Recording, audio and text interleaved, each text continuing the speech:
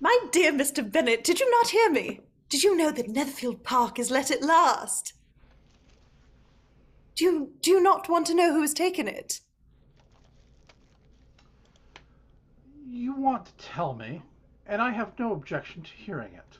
My dear, you must know Lady Lucas says that Netherfield is taken by a young man of a large fortune from the north of England. His name is Bingley, and he is single, my dear. Think of that, Mr. Bennett, a single man of large fortune, 4 or 5 thousand pounds a year. What a fine thing for our girls. How so? How can it affect them? My dear Mr. Bennett, how can you be so tiresome? You must know I am thinking of his marrying one of them. Is that his design in settling here? Design!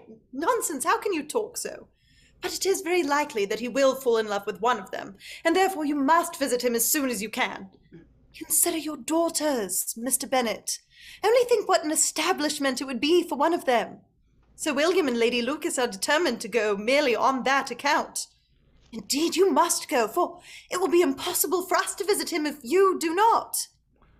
You are over-scrupulous. Surely I dare say Mr. Bingley will be very glad to see you, and I will send a few lines to assure him of my hearty consent to his marrying whichever he chooses of the girls, though I must throw in a good word for my little Lizzie.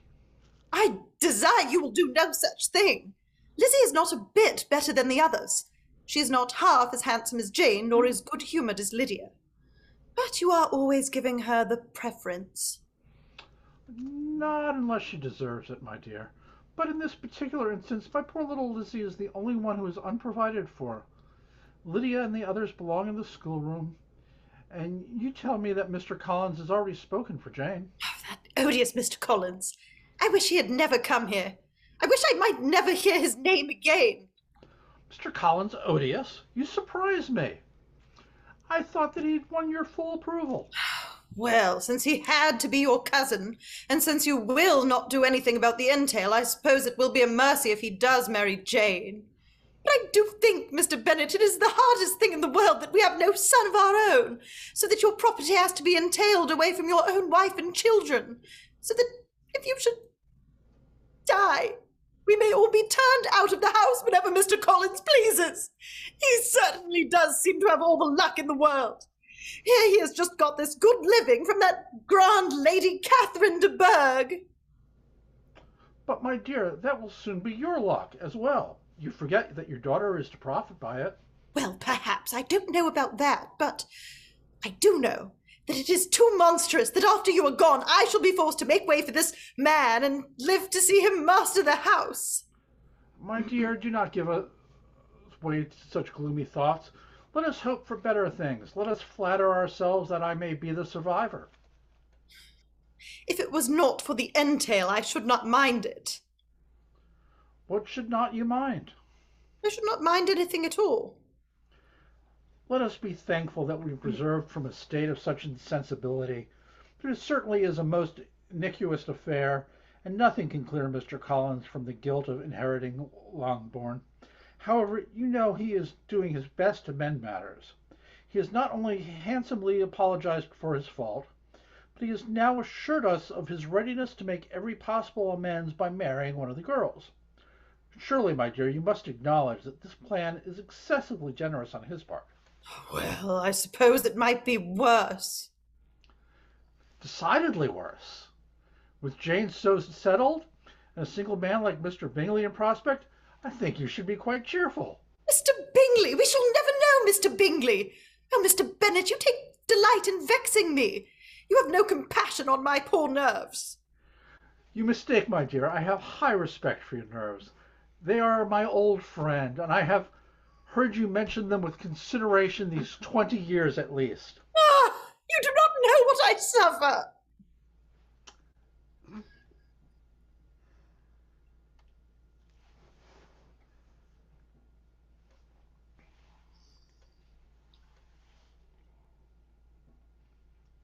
Does your head ache, Mamma? Of course my head aches. Your father is so teasing. I cannot persuade him to call on Mr. Bingley at Netherfield, so I suppose we shall never know him.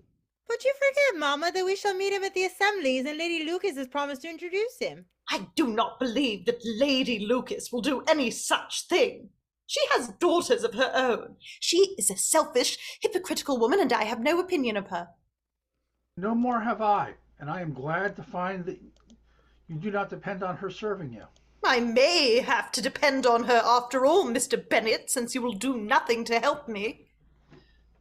Don't keep coughing, Lydia. For heaven's sake, have a little compassion on my poor nerves. Lydia has no discretion in her coughs. She times them ill. I do not cough for my own amusement, Papa. Jane, when is your next ball? Tomorrow fortnight. Aye, so it is, and Lady Lucas does not come back till the day before. So, you see, it will be impossible for her to introduce Mr. Bingley, for she will not know him herself. Then, my dear, you shall have the advantage of your friend. You can introduce Mr. Bingley to her. Impossible, Mr. Bennett, when I am not acquainted with him myself. How can you be so teasing? I honor your circumspection. A fortnight's acquaintance is certainly very little, but if we do not venture, somebody else will, and if you decline the office, I will take it upon myself. Nonsense! Nonsense! I'm sick of Mr. Bingley!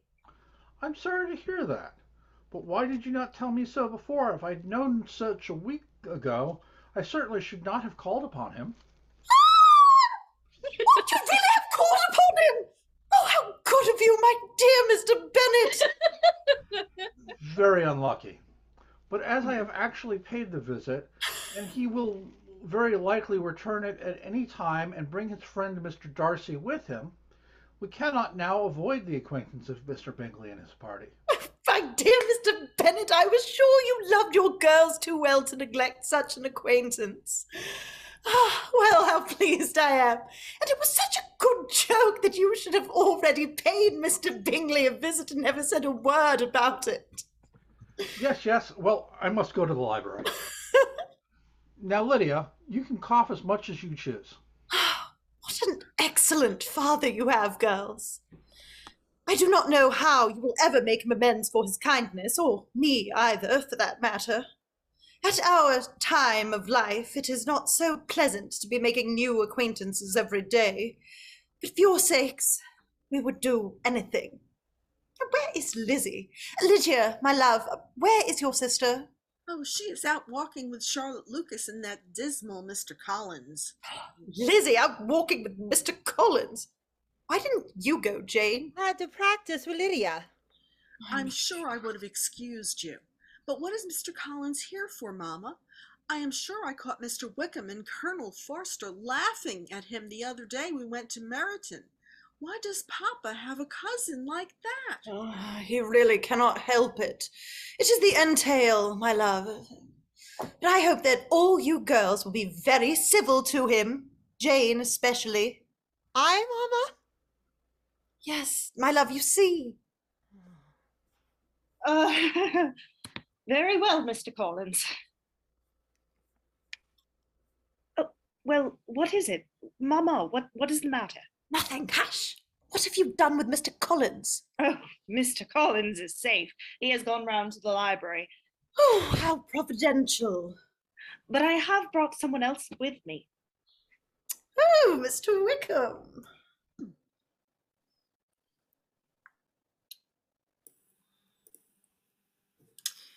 How do you do, Mrs. Bennett? This is indeed a pleasure. Miss Bennett, I am so glad to see you. You were not with our party. Why do you never come to Meryton, Miss Lydia? Mr. Denny is quite downcast. La, Mr. Denny. And many others beside him, Miss Lydia. Well, 'tis an age since we saw you, Mr. Wickham. What have you been doing? Oh, Colonel Forster keeps me so busy that I have no time for enjoyment. Yes, Mr. Wickham bears all the marks of an harassed and overworked man. Oh, thank you, Miss Elizabeth. You have given me the very terms I needed. You see before you, Mrs. Bennett, an harassed and overworked man. Miss Elizabeth will bear witness that I was on my way to a business appointment when I yielded to temptation and went off for a walk with her and Miss Lucas and their irreproachable escort. And Miss Elizabeth will also testify that you yielded with celebrity and ease of long practice. But in this case, who was the tempter? Oh, I will admit that Mr. Collins was partially responsible. Come, Lizzie, you've been talking to Mr. Wickham all the morning. Now let the rest of us have a chance. You must stay to dinner, Mr. Wickham. I wish I might. That is indeed a temptation, but you know, Miss Elizabeth has just reminded me of my duty. Nobody ever minds Lizzie. Truly, I cannot today, Mrs. Bennet. It is too bad, but I am to meet Colonel Forrester on important business at the Drake farm. Well, I am very sorry. I might perhaps bring Colonel Forrester in for a few moments on the way back. That is, if we return this way. Oh, Yes, Yes, do. yes, we do. Oh, yes, indeed. Tell Colonel Forster we should be delighted to see him. Thank you. I will. But now I really must be gone. Good morning. Good morning, Miss Lucas. You must let me hear more about those clever plans of yours. I am vastly interested in them. Good morning, Miss Elizabeth. You must try to temper your justice with mercy the next time I join you in a walk.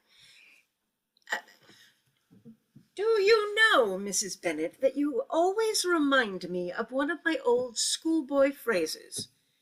Felice pulchre, mater pulchrior. Goodbye.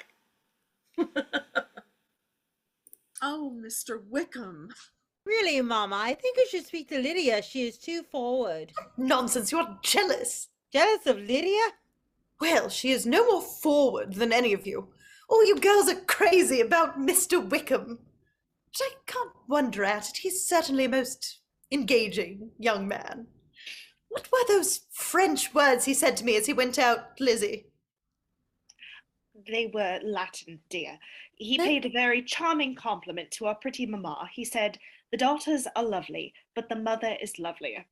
You know, Papa always says you are handsomer than any of us.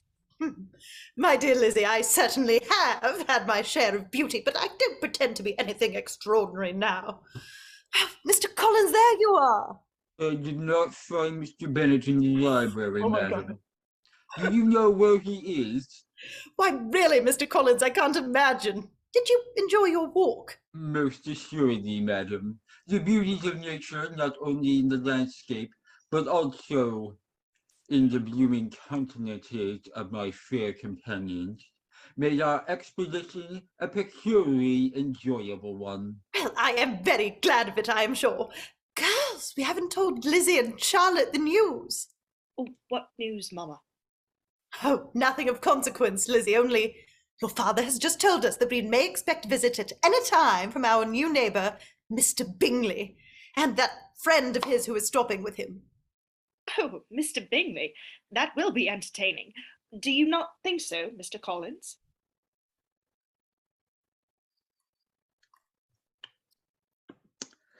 Wait, what? Excuse me, Miss Elizabeth. On what subject do you ask my opinion? I asked if you didn't think it was a very pleasant thing to meet new neighbors. Most assuredly, Miss Elizabeth. If those neighbors are possessed of those qualifications which redound to their own credit and to the edification of their friends, otherwise, as a clergyman, I must hesitate in my approval. You realize, I am sure, madam, the caution which should ever be exercised where my amiable young cousins are concerned. Yes, Mamma, you really should be cautious. Nonsense! Why, my dear Mr. Collins, we have found out all about them. Mr. Bingley and Mr. Darcy are connected with some of the most respectable families in England. Mr. Darcy? Mr. Fitzgerald Darcy? My dear madam, can it be possible that you are to be honored by a visit from him? Respectable indeed. Why, he is the nephew of my noble patroness, Lady Catherine de Bourgh. It is true that I have never yet had the honor of meeting him, but he frequently visits my aunt, and she has promised to bring him on some occasion to inspect my humble abode. I am surprised, indeed, by the civility on his part. I only fear there may be some mistake, for Mr. Darcy has the reputation of possessing a very natural sign of birth. But if your information is indeed to be relied upon, I think Lady Catherine would consent to my approval of this visit, provided my fair cousins will keep in mind the proper attitude of respectful humility which should be assumed toward the person of his superior station. We will promise you, Mr. Collins, never for one instant to forget either Mr. Darcy's exalted position or our own insignificance. With that assurance, Miss Elizabeth, I think even Lady Catherine would be satisfied. So I need no longer withhold my sanction. We thank you, sir. This is a very attitude of mind I could desire. I think, with your permission, I will now retire again to the library. There was a volume of Fordyce's sermons that you may remember I was reading to you in this room yesterday. I do not find it in the library. Do you know where it is? I haven't seen it, Mr. Collins. I will try and find it for you. Oh, no, Lydia will find it. Lydia, my love, go and see if you can find the sermons for Mr. Collins.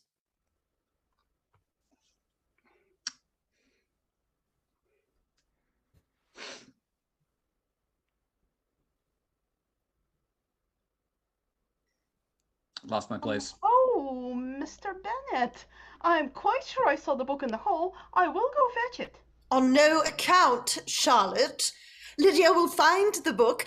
Lizzie, go and get the mud off your shoes. But I will not trouble any of you ladies. It is no trouble, Mr. Collins. Charlotte, if you will come with me, I have a parcel I should like to send to your mother. But I assure you, madam. Lydia will find your book. Mr. Collins. On no amount, madam.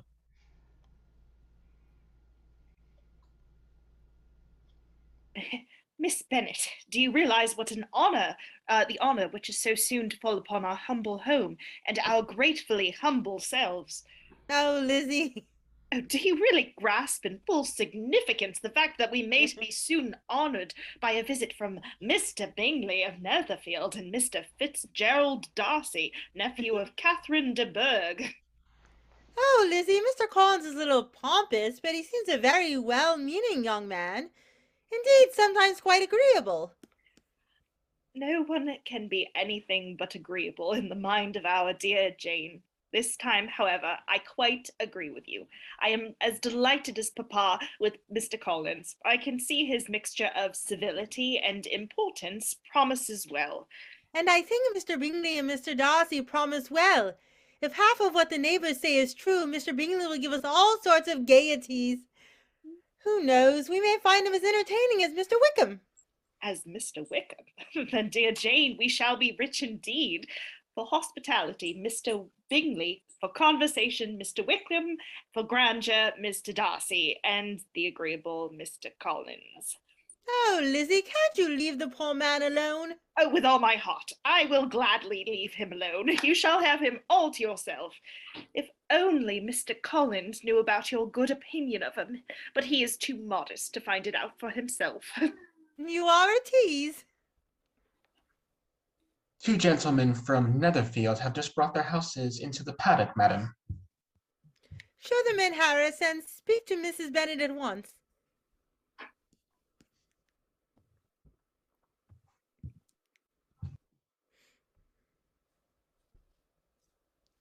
They have come so soon, Lizzie. Really, this is very civil of them.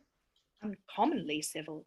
Come with me, Jane. I must make myself tidy. Mud and dirty petticoats for Mr. Darcy. Oh, that would never do.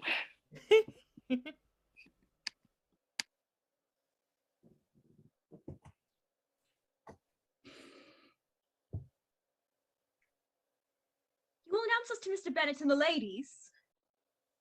You know, Mr. Darcy, I believe that was George Wickham we saw just now going toward the Drake farm. I think there's no doubt of it. What is he doing here? Probably it's his regiment which is stationed at Meryton. No, Darcy, you don't mean it. What? Confound it, if I had any notion, I don't think we need mind Wickham. But I do mind. To think that I should bring you to the neighborhood of that rascal. He must live somewhere, I suppose.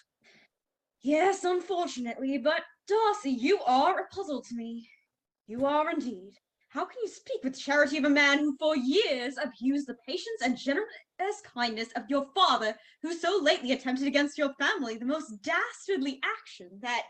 We have already said... completely hide it, revealing the plot twist. Okay. Too much of George Wickham. I prefer not to discuss him further. Bingley, I entirely understand your indignation. Indeed, I share it so fully that I dare not trust myself to think of the man's villainy. It is better that I say nothing of him, even to you. I am sure. I beg your pardon, Darcy. It is rather for me to ask yours. Pretty place, this. Very small. What has size to do with it? I think we are in luck to have such charming neighbors. You know, we saw two of the young ladies going through the lane the other day. Why, Darcy, one of them is the most beautiful creature I ever beheld, and the other, the one with the dark eyes, she is uncommonly pretty. Don't you think so? She is tolerable, but fine eyes cannot change family connections. What do you mean? I think I have heard you say that their uncle is an attorney in Meryton. Yes. And that they have another in London who lives somewhere near Cheapside. If they had uncles enough to fill all Cheapside, it wouldn't make them one jot less handsome. But it must materially lessen their chances of marrying men of any consideration in the world. Oh, marrying? You go fast, Darcy. Perhaps, but I am in no humor to give consequences to young ladies. I am here to please you, Bingley, and knowing your disposition, I think it is just as well that I came. Good morning, gentlemen. I'm so sorry that Mr. Bennett has already gone for his walk. Good morning, Mrs. Bennett. I am Mr. Bingley, your new neighbour at Netherfield. This is my friend Mr. Darcy of Pendleton, Derbyshire. Mr. Bennett has been so kind to call upon us, and we are most happy to have the honour of waiting upon the ladies of the family. We are delighted to see you, I'm sure.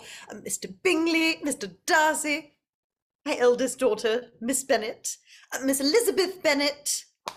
Will you not be seated, gentlemen? I'm sure you must like Netherfield, Mr. Bingley. I do not know a place in the country that is equal to Netherfield. You will not think of quitting it in a hurry, I hope, though you have but a short lease. Whatever I do is done in a hurry, Mrs. Bennett, and therefore I should resolve to quit Netherfield. I should probably be off in 5 minutes.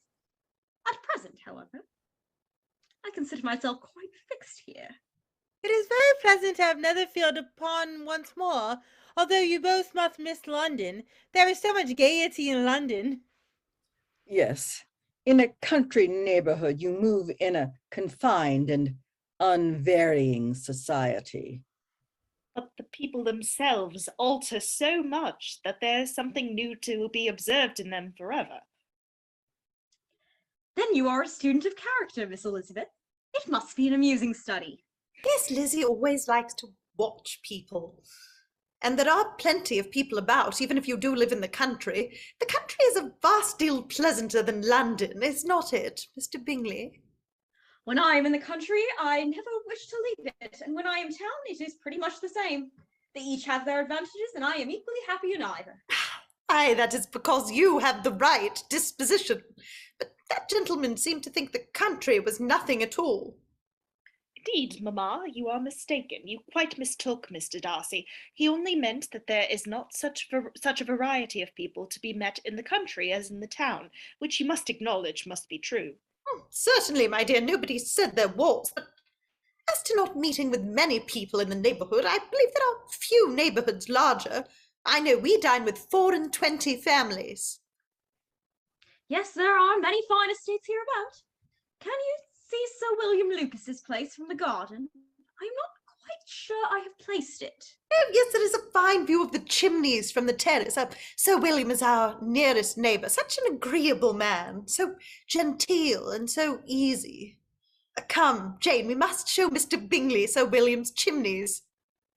Would not you also like to see the chimneys, Mr. Darcy? Thank you. Like yourself, I prefer people to places. Did I say that? Not precisely, but I have drawn that conclusion. Well, I can laugh at people better than places, and I dearly love a laugh. Isn't that rather a dangerous trait, Miss Bennett? The wisest and the best of men may be rendered ridiculous by a person whose first object in life is a joke. Certainly, but I hope I never ridicule what is wise or good. Whims or inconsistencies do divert me, I own, and I laugh at them whenever I can. But these, I suppose, are precisely what you are without. Perhaps that is not possible for anyone, but it has been the study of my life to avoid these weaknesses, which often expose a strong understanding to ridicule. And in your list of weaknesses, do you include such faults as vanity and pride, for instance? Yes, vanity is a weakness indeed. But pride, where there is a real superiority of mind, pride will always be under good regulation. I am perfectly convinced, Mr. Darcy, that you have no defect. I have made no such pretension, Miss Bennett. I have faults enough. My temper I dare not vouch for. I cannot forget the follies and vices of others against myself. My good opinion is lost forever. That is a failing indeed. Implacable resentment is a shade in character, but you have chosen your fault well. I really cannot laugh at it. You are safe from me.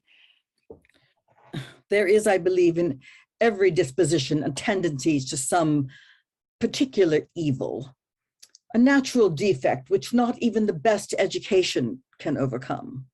And your defect is the propensity to hate everybody. And yours to willfully misunderstand them.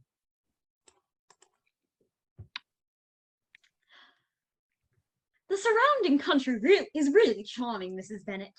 We think so, but you must give a ball at Netherfield, Mr. Bingley, and then you will see that some of the people who live here are worth knowing. Oh, Mamma. Mamma!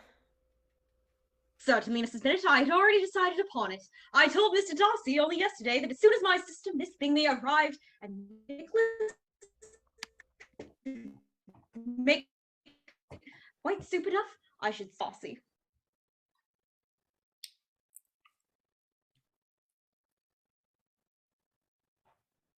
I'm sorry. Did not I, Darcy? Oh, I believe you did. Well, that is vastly good in you, Mr. Bingley, and then perhaps your friend may change his mind about the country. You didn't come to admire Sir William's chimneys, Mr. Darcy. I was admiring your daughter's work, madame. You should see Jane's work. Lizzie's all for books like her father. She is a great reader and has no pleasure in anything else. Jane, show your embroidered parrot to Mr. Bingley. I don't think Mr. Bingley will be interested, Mamma. Oh, indeed I should, Miss Bennett. I am very much interested in parrots. Pray show me. Yes, and the new hand screen. I will find it for you. And so you are a great reader and take no pleasure in anything else? Mamma does not understand. I deserve neither such praise nor such censure. I am not a great reader. I have pleasure in many things. So I should have thought.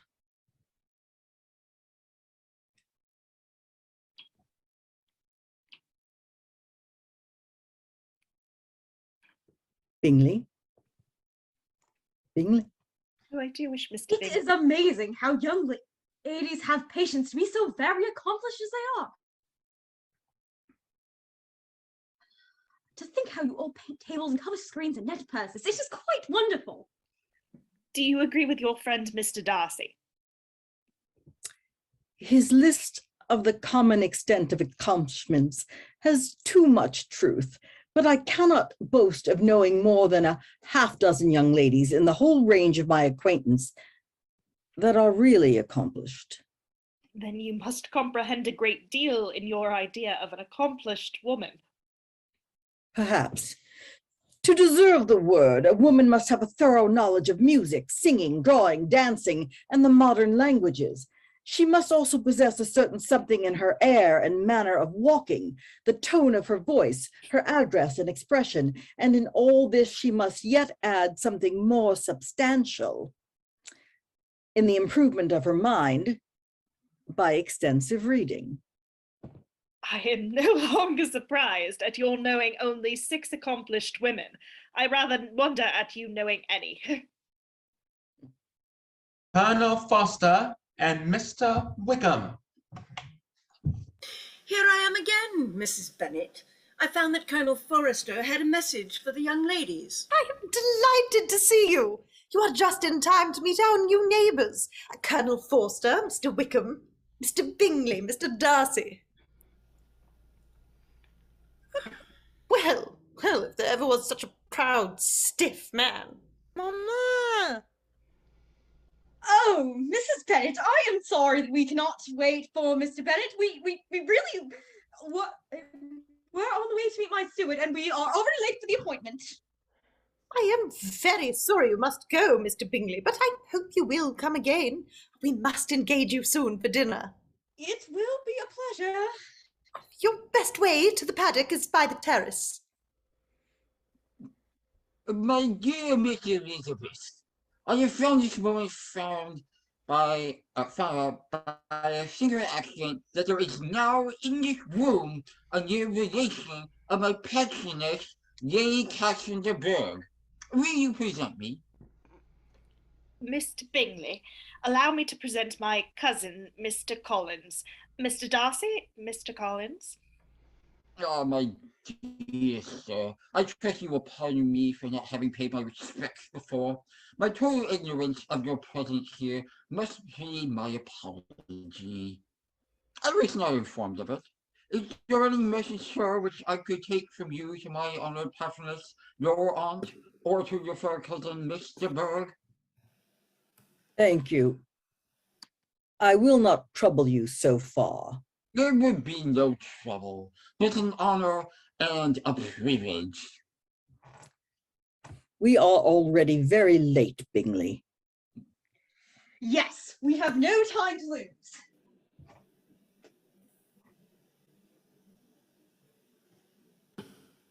May I speak to you, madam? Yes, Hill.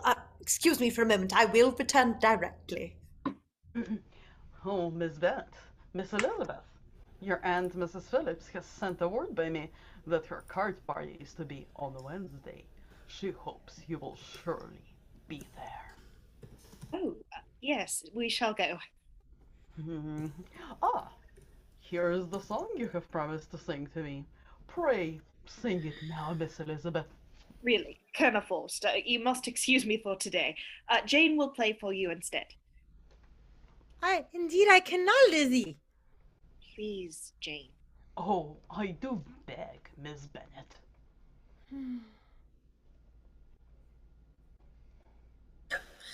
How long has Mr. Darcy been in Hertfordshire, Miss Elizabeth?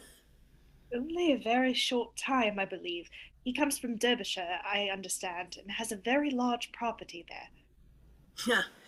Yes, his estate is a noble one, a clear 10,000 per annum. I am well informed on this head.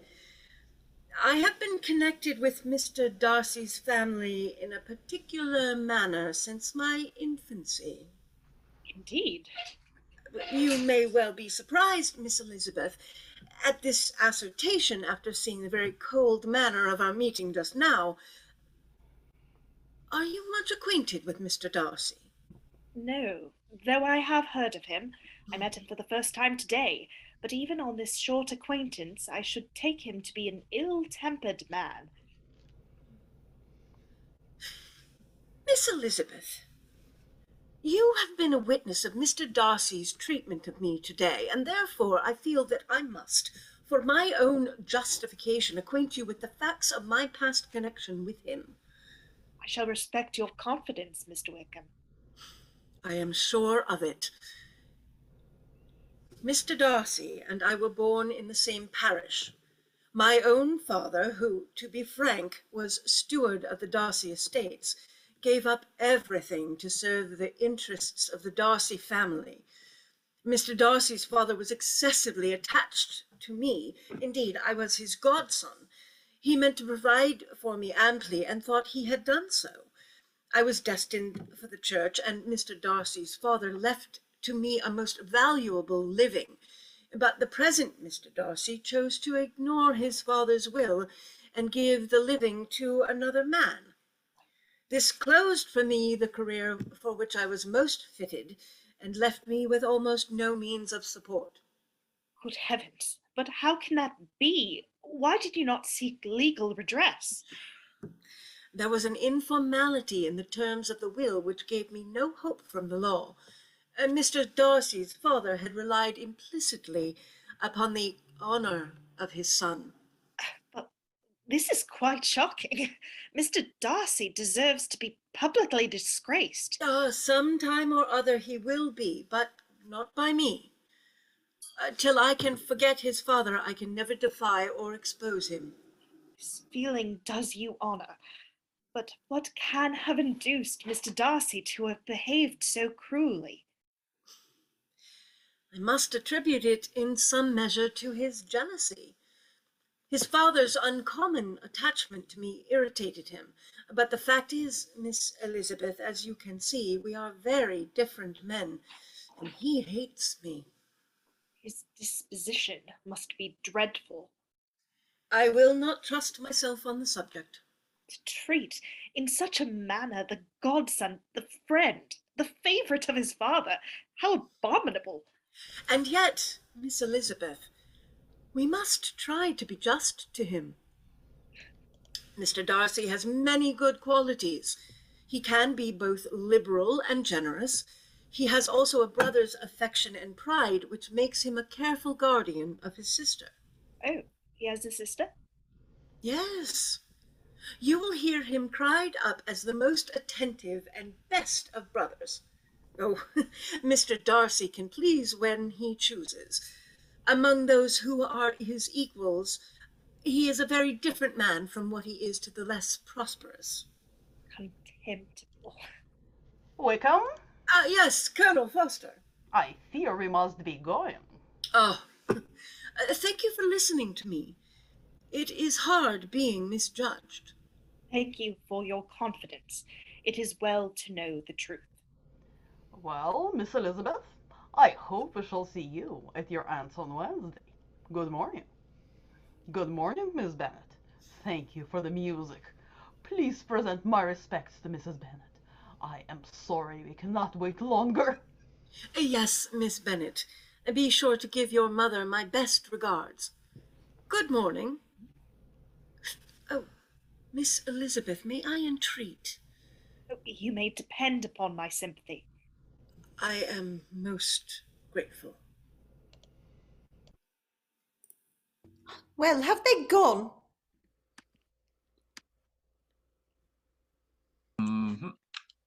Oh, madam, I am just returned from attending on Mr. Darcy.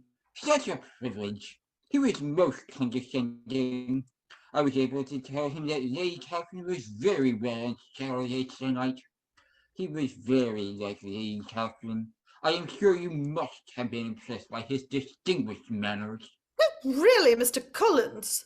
Oh, Lizzie, hush! This meeting is most opportune. Will you kindly step this way for a moment? May I hope, madam, for your interest with your fair daughter Jane, in the matter on which we were speaking yesterday, I wish to solicit the honor of a private audience with her this morning. Certainly, Mr. Collins. But there have been some changes since then. Some things have happened. I think it right that you should know that Jane is very likely to be soon engaged. But there is Elizabeth, and I cannot take it upon myself to say I cannot possibly answer, but I do not know of any prepossession in her case, and I'm sure she can have no objection to listen to you.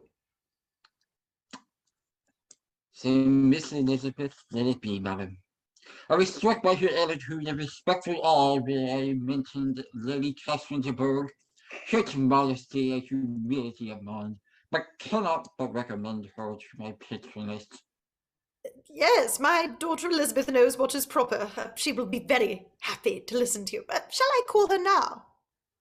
I think, madam, there should be no further loss of time, as my leave of absence extends only till the coming Saturday. Very well. Jane, I want you upstairs. Lizzie, Mr. Collins has something he wishes to say to you. Dear ma'am, Mr. Collins must excuse me. I was just going away myself.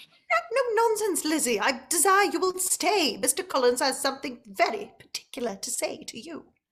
Lizzie, I insist upon your staying and hearing Mr. Collins. Come, Jane.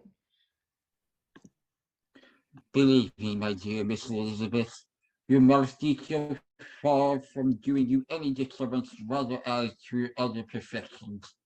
But allow me to assure you that I have your respected mother's permission for this address.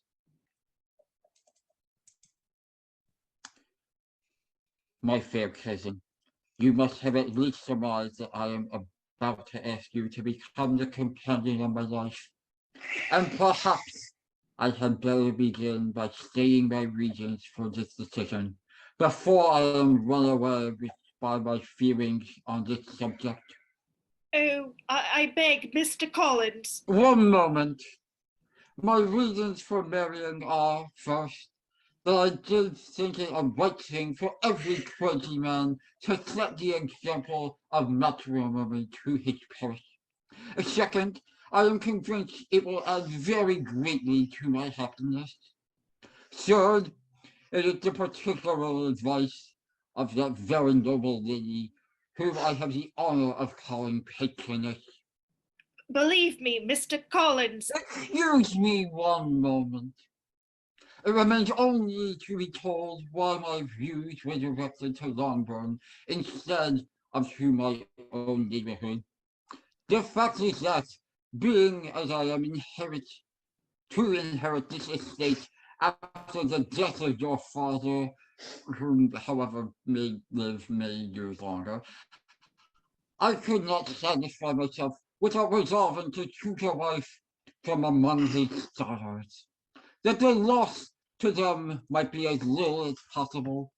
When the melancholy event took place, this has been my motive, my fair cousin, and I flatter myself it will not sink me in your esteem. Mr. Collins, Still one moment more. And now nothing remains for me but to assure you, in the most animated language, of the violence of my affection. To fortune, I am perfectly indifferent, and you may assure yourself that no ungenerous reproach on that score shall ever pass my lips when we are married. You are too hasty, sir. You forget that I have made no answer except my thanks for the compliment you are paying me. I am very sensible of the honor of your proposal, but it is impossible for me to do otherwise than decline them. I am not unmindful of the fact that sometimes a young lady's refusal is repeated a second or even a third time. I am therefore by no means discouraged by what you have just said, and I shall hope to lead you to the altar ere long. Upon my word, sir, your hope is rather an extraordinary one after my declaration. You must pay me the compliment of believing what I say. I wish you a very happy, very rich, and by refusing your hand, do all in my power to prevent you being otherwise. This matter may be considered, therefore, as definitely settled. In one moment, when I do myself the honor of speaking to you next on this subject, I shall hope to receive a more favorable answer. Really, Mr. Collins, you puzzle me exceedingly. I know not how to express my refusal in such a way as may convince you it is one. You must give me leave to flatter myself, my dear cousin, that your refusals of my address are merely words, of course. I shall choose to attribute them to your wish of increasing my love by suspense, according to the usual practice of elegant females. Please, do not consider me now as an elegant female. I would rather be paid the compliment of being believed sincere.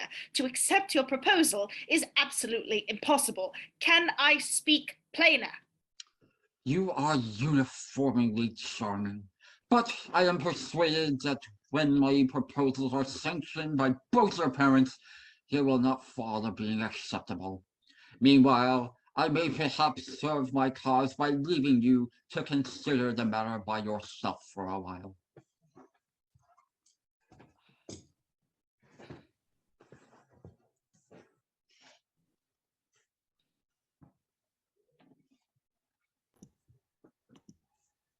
Well, Mr. Collins, are we to congratulate each other? Has all gone as you would wish? I have every reason to be satisfied, madam. My cousin has indeed steadily refused this, my first offer, and with considerable warmth. But this refusal will naturally flow from her bashful modesty. With your influence behind me, I have no doubts of my ultimate success. Yes, you may depend upon me, Mr. Collins. I will speak to Lizzie myself directly. She is a very headstrong, foolish girl and does not know her own interest, but I will make her know it. Pardon me, madam, but if she is really headstrong and foolish, I know not whether she would altogether be a very desirable wife to a man in my situation.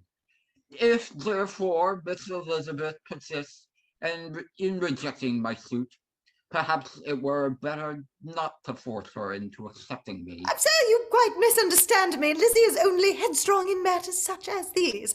In everything else, she is as good-natured a girl as ever lived. Let me see her alone for a moment. That will be the best. But, madam, I shall very soon settle it with her, I'm sure. Lizzie, what is the meaning of all of this? Have you refused Mr. Collins? Yes, Mamma, but please listen. No, I will not listen. I tell you what, Miss Lizzie, if you take it into your head to go on refusing every offer of marriage in this way, you will never get a husband at all. I am going at once to the library to speak to your father. You will listen to him, perhaps.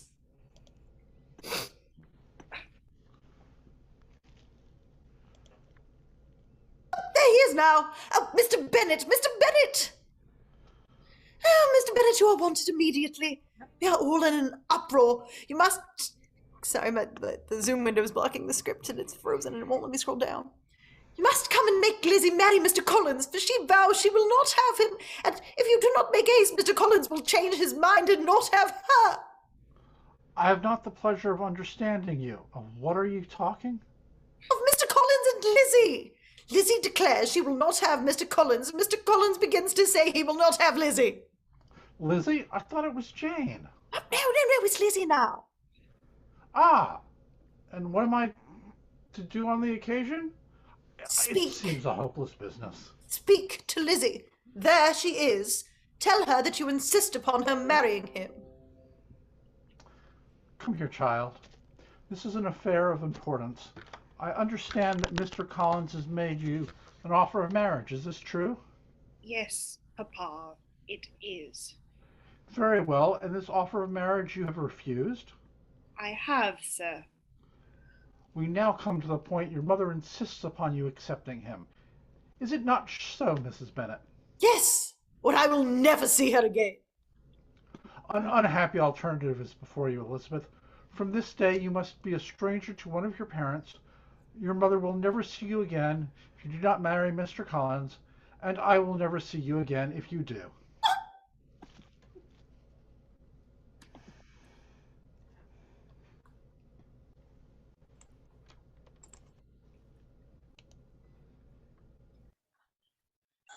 A little more to the right, Martin. That will do. Once I push those lights further back, behind the tree. Yes, that is better. I think that is all. You may go. Well, Darcy, do you approve of the arrangements? Have you anything to suggest? Any criticisms? I have no criticisms for the arrangements. But have you full of ball? Yes, I know. Still, I was really obliged to keep my promise. I'm glad to find that a promise is with you an obligation. Oh, come, Darcy, I understand. So set your mind at rest.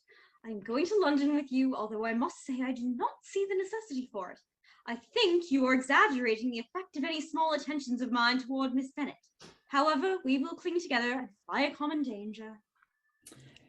Common danger? Yes, common danger. I, too, have eyes. Where will you match the wit and veracity of Miss Elizabeth Bennet?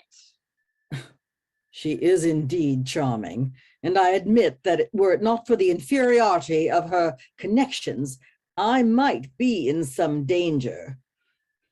But they form for me an insurmountable barrier against any possible peril. Love laughs at bars, Darcy. No, I won't. It really is not fair, since it is my fault. You would never have been put to the test if you hadn't been so good as to stay on here with me after that. Darcy, do you really think you should be so silent about Wickham? Decidedly. I do not choose to lay my private affairs before the world. But the fellow is sailing under false colours. You do not know what the result may be. I really must speak of this again, Darcy, even at risk of offending you. I am truly concerned that at the foolhardy this rascal has already gained in the Bennett, but told this rascal has already gained in the Bennett family. What he has failed to accomplish once, he may succeed in again. These young ladies have no brother to defend them. Neither have they the wealth to excite Wickham's cupidity. At any rate, I do not wish to be the one to enlighten the neighborhood. Besides, I understand that he has left Meryton. Even so, Ah, here you are. Will you be so kind? Your sister Georgina should be here, Mr. Darcy. Charles, you should have insisted on her coming. I am not on the habit of insisting with Darcy. Very true. Thank you. It is vastly pretty, Charles, but I am much mistaken if there are not some among us to whom a ball will be much rather a punishment than a pleasure. If you mean Darcy, he may go to bed if he pleases before it begins. But Charles, it would certainly be more rational if conversation instead of dancing were made the order of the day. Much more rational, my dear Caroline, but it would not be near so much like a ball.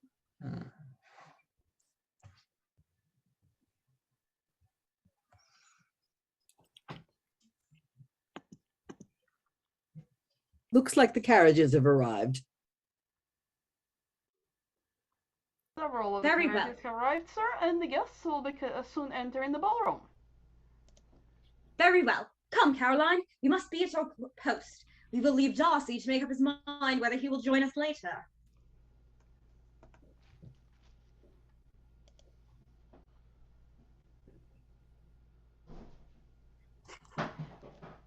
Mrs. Long, the Miss Longs. Colonel Foster and Mr. Denny, Mr. and Mrs. Golden, Mrs. Bennett, the Miss Bennets, Mrs. King, Miss King, Sir William and Lady Lucas, Miss Lucas, Mr. Robinson. Isn't this pretty? Come in here for a moment, Eliza. I want to tell you something. I promised to dance with Mr. Darcy just now. Why did I not have more presence of mind? I dare say you will find him very agreeable. Heaven forbid! That would be the greatest misfortune of all, to find a man agreeable with whom one is determined to hate. Do not wish me such an evil. I would be simple, Eliza. You are angry because Wickham is not here, but I wouldn't allow my fancy for him to make me unpleasant in the eyes of a man 10 times his consequence. My fancy for Wickham, as you choose to call it, is simply my sympathy for a most ill-used man, also the relief of meeting good manners and good understanding after the insufferable pride of Mr. Darcy and the stupid pomposity and dreadful Mr. Collins. Oh, my dear Charlotte, I have never thanked you half enough for helping us to endure that man. It was so good-natured in you to sacrifice yourself by listening to those interminable speeches of his. I am more obliged to you than I can express. But oh, what a relief it is to know that he's really gone. Oh, don't, Eliza. You are making it so terribly hard for me. But I must tell you, I'm engaged to Mr. Collins. Engaged? Engaged to Mr. Collins? Oh, my dear Charlotte, impossible! You're joking. No, indeed, Eliza. I am in most serious earnest. Oh, why should you be so surprised? Do you think it incredible that Mr. Collins should be able to procure any woman's good opinion because he was not so happy as to succeed with you? Oh, no, of course not. And you must forgive all that I have just said. I couldn't possibly have imagined. Oh, no, Eliza, indeed you could not. And we shall be friends still. Why, of course, dear Charlotte. It was only the surprise. You know how fond I am of you. You know I wish you all imaginable happiness. Yes, I am sure of it. You must be surprised, very much surprised, so lately as Mr. Collins was wishing to marry you. But dear Eliza, when you have had time to think it all over, I hope you will be satisfied with what I have done. I'm not romantic. I ask only a comfortable home, and considering Mr. Collins' situation in life, I am convinced that my chance of happiness with him is as fair as most people can boast on entering the marriage state. Undoubtedly. And you will come to visit me sometimes.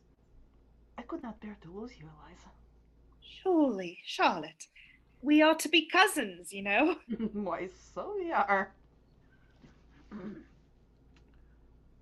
Am I to have the honor of this reel, I believe, Miss Lucas? Oh, yes, Colonel Foster. I think we are being treated abominably ill, Lizzie. It seems that Mr. Wickham has gone off on business somewhere, so he will not be here at all.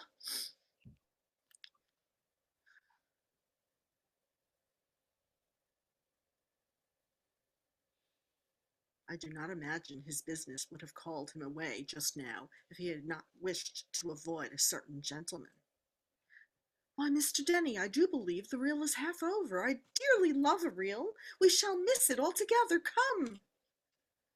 Well, the world is surely upside down. Charlotte and Collins and what a match.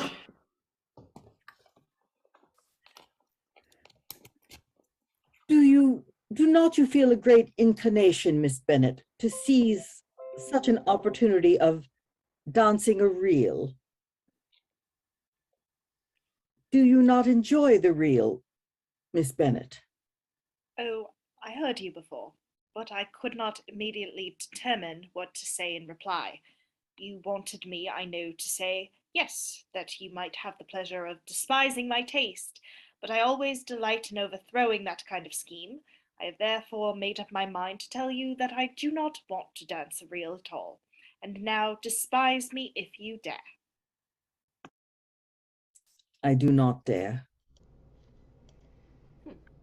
May I have the honor, Miss Bennett? I do not dance the reel, Colonel Foster. Oh, the reel is over. This is our dance. Oh.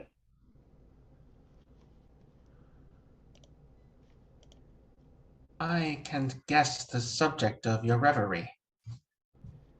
I should imagine not. You are considering how insufferable it would be to pass many evenings in such society. Indeed, I am quite of your opinion. I was never more annoyed. The insipidity and yet the noise, the nothingness and yet the self-importance of all these people. What would I give to hear your structures on them? Your conjecture is totally wrong. I assure you, my mind was more agreeably engaged. I was meditating on the very great pleasure which a pair of fine eyes in the face of a pretty woman can bestow. Indeed. And will not you tell me what lady has the credit of inspiring such reflections? Miss Elizabeth Bennett. Miss Elizabeth Bennett! I am all astonishment. How long has she been such a favorite? Pray, when am I to wish you joy? That is exactly the question which I expected you to ask. A lady's imagination is very rapid. It jumps from admiration to love, from love to matrimony in a moment. I knew you would be asking me, you would be wishing me joy. Nay, if you are so serious about it, I shall consider the matter as absolutely settled. You will have a charming mother-in-law. Of course, she will always be a Pemberley with you. Perhaps you might give her a few hints as to the advantage of holding her tongue. Thank you. Have you anything else to propose for my domestic felicity? Oh, yes. Let the portrait of your uncle, the attorney, be placed next to your great uncle, the judge. They are in the same profession, you know, only in different lines. As for your Elizabeth's picture, you must not attempt to have it taken, for what painter could do justice to those beautiful eyes? It would not be easy indeed to catch their expression, but their color and shape and the eyelashes, so remarkably fine, might be copied. Oh, I fear not. Oh, here come the fair one, and mamma-in-law as well. I will not intrude on the family party.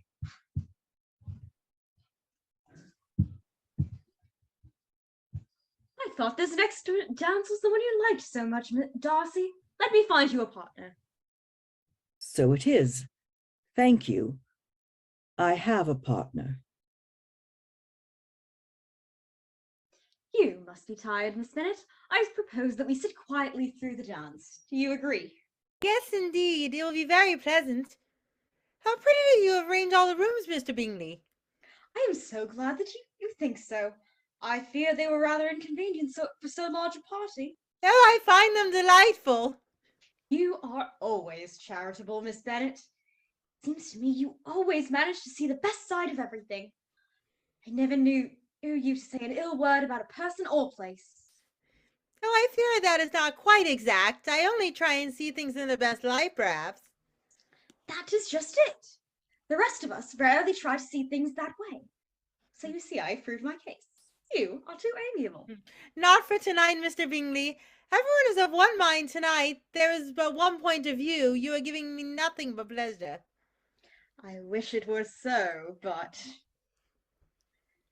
Dear Miss Bennett, I wish to tell you, I must tell you.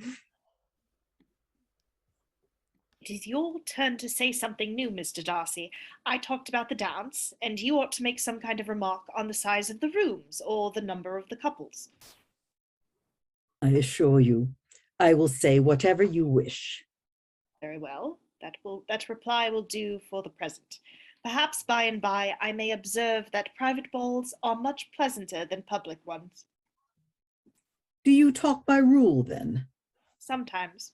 One must speak a little, you know, and yet for the advantage of some, conversation ought to be so arranged that they may have the trouble of saying as little as possible.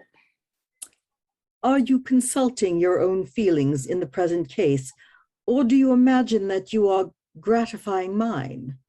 Both, for I have always seen a great similarity in the turn of our minds. We are each of an unsocial, taciturn disposition, unwilling to speak unless we expect to say something that will amaze the whole room, and be handed down to posterity with all the eclat of a proverb. This is no very striking resemblance of your own character, I am sure. How near it may be to mine, I cannot pretend to say. You think it a faithful portrait, undoubtedly. I shall not decide on my own performance. I'm surprised not to see Mr. Wickham here tonight. I find that he is a great favourite with the officers. He has many friends among them. Mr. Wickham is blessed with such happy manners as may ensure his making friends. Whether he may be equally capable of retaining them is less certain. He has been so unlucky as to lose your friendship, and in a manner which he is likely to suffer from all his life. What a charming amusement for young people this dancing is, Mr. Darcy. I consider it as one of the first refinements of polished societies. Certainly, sir.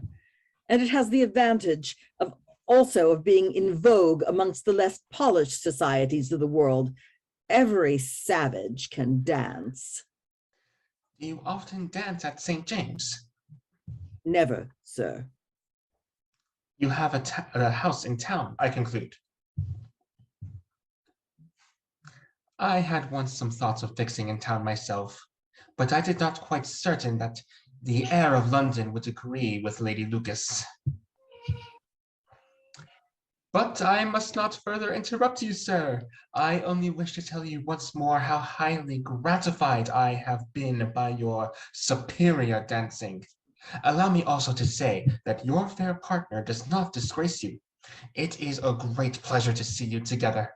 I must hope to have this pleasure often repeated, especially when a certain desirable event, my dear Miss Eliza, shall take place.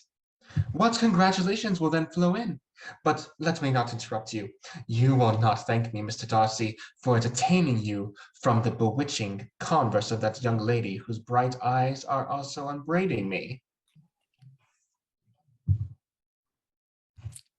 So,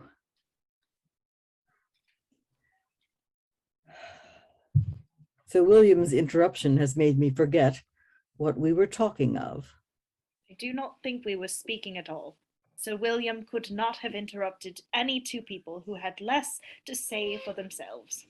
We have tried 2 or 3 subjects already without success, and what we are talking of next I cannot imagine. What think you of books? Books? Oh, no, I am sure we never read the same, or not with the same feelings. I'm sorry you think so, but if that be the case, there can at least be no want of subject. We may compare our different opinions of them.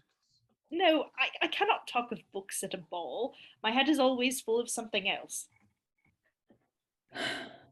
The present always occupies you in such scenes, does it? Yes, always. I remember hearing you once say, Mr. Darcy, that you hardly ever forgave, that your resentment, once created, was unappeasable. You are very cautious, I suppose, as to its being created. I am. And never allow yourself to be blinded by prejudice. I hope not. It is particularly incumbent on those who never change their opinion to be secure of judging properly in the first. May I ask to what these questions lead? Merely to the illustration of your character. I'm trying to make it out. And what is your success? I do not get on at all. I hear such different accounts of you as puzzle me exceedingly. I can readily believe that reports may vary greatly with respect to me, and I could wish, Miss Bennet, that you were not to sketch my character at the present moment, as there is reason to fear that the performance would reflect no credit on either. But if I do not take your likeness now, I may never have another opportunity. I would by no means suspend any pleasure of yours. Oh, Mr. Darcy, would you be so good as to go to Charles? He wishes very much to consult with you about some of the table arrangements. You will find him in the dining parlor. That is, if Miss Bennet will permit you. Oh, certainly. So, Miss Bennet, I hear that you are quite delighted with George Wickham. He must have told you all a pretty tale. As to Mr. Darcy's using him ill, it is perfectly false. I do not know the particulars, but I do know that George Wickham has treated Mr. Darcy in a most infamous manner. His coming into the county at all is a most insolent thing. I feel very strongly on this point, Miss Bennet, as Mr. Darcy's interests are so intimately associated with our own. We hope Miss Georgina Darcy may someday be my sister. My brother admires her greatly. Ah. Yes. And therefore we resent these falsehoods and this presumption on the part of George Wickham. But really, considering his descent, we could not expect much better. He has evidently forgotten to tell you that he is the son of old Wickham, steward to the late Mr. Darcy. His guilt and his descent appear by your account to be the same. I have heard you accuse him of nothing worse than being the son of Mr. Darcy's steward, and of that I can assure you he informed me himself. Oh, I beg your pardon. Excuse my interference. It was kindly meant. Insolent girl. You are much mistaken if you expect to influence me by such a paltry attack as this. I see nothing in it but your own wilful ignorance and the malice of Mr. Darcy.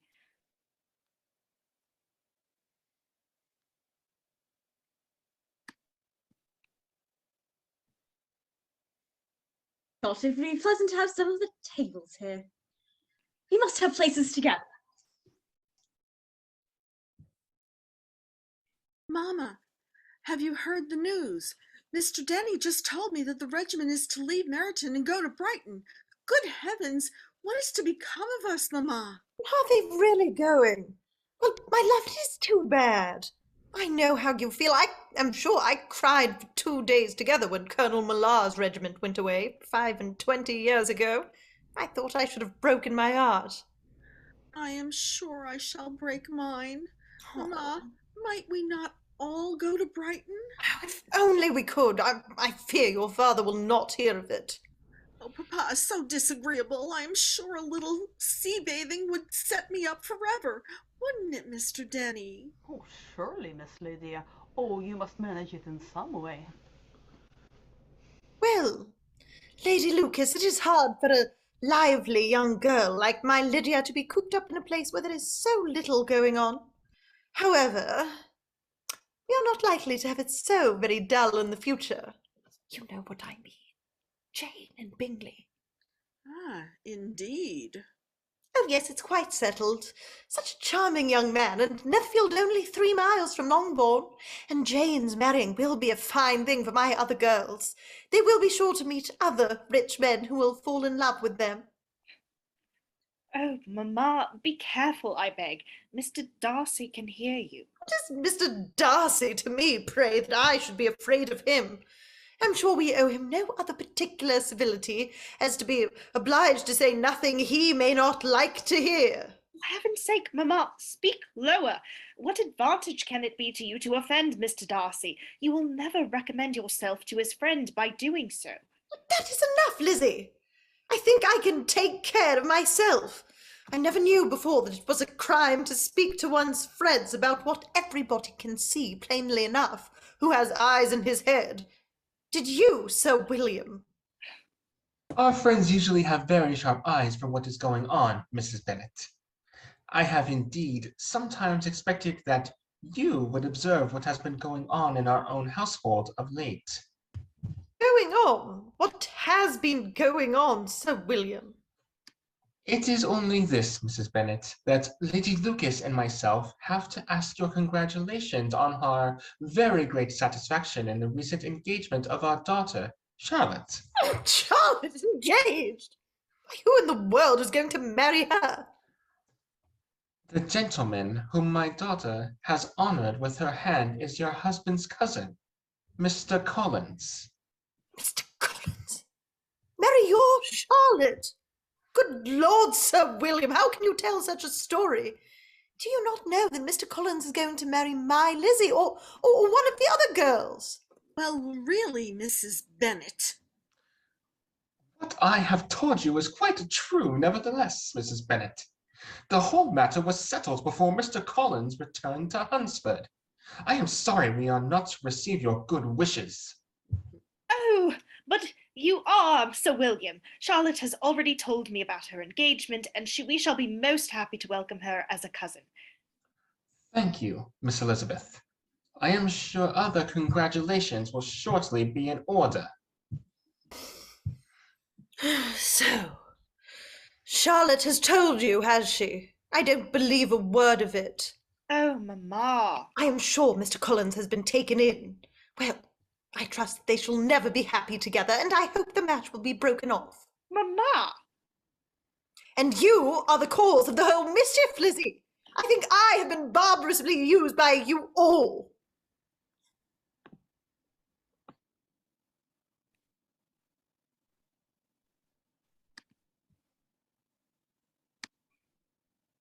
I should like to propose the health of Mr. Bingley.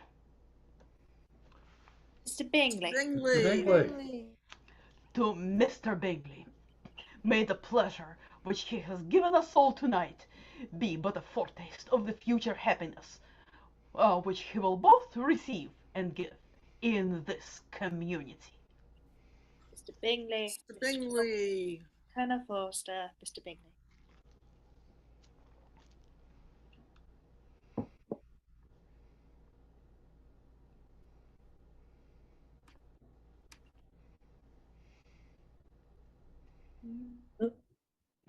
We cannot hear you. And may I be allowed to still farther express the sentiments of his community by proposing another toast in which I am sure you will all join me with enthusiasm. To the Master of Netherfield, may he retain that title from his present fortunate youth to his future green and honored age. Mr. Bingley. Mr. William. Bingley. Mr. Bingley. Ladies and gentlemen, friends, Here, here. Here. I really cannot tell you how much I am touched by the very kind words of Colonel Forster and Sir William, and I only wish I deserved them. Oh, but indeed you do. No, I do not. I do not like to speak of such a painful thing on an occasion like this, so I have told no one of the fact that I am about to leave Netherfield. Leave. Oh. Oh. Oh. Yes, it is a very sudden decision, but important interests have made it necessary for me to leave Netherfield. But only for a time, Mr. Bingley. Let us hope it will only be a temporary separation. Why, surely, Mr. Bingley, you'll be back very soon. No, I'm afraid my returning at all is extremely uncertain. In fact, I expect to leave Netherfield permanently.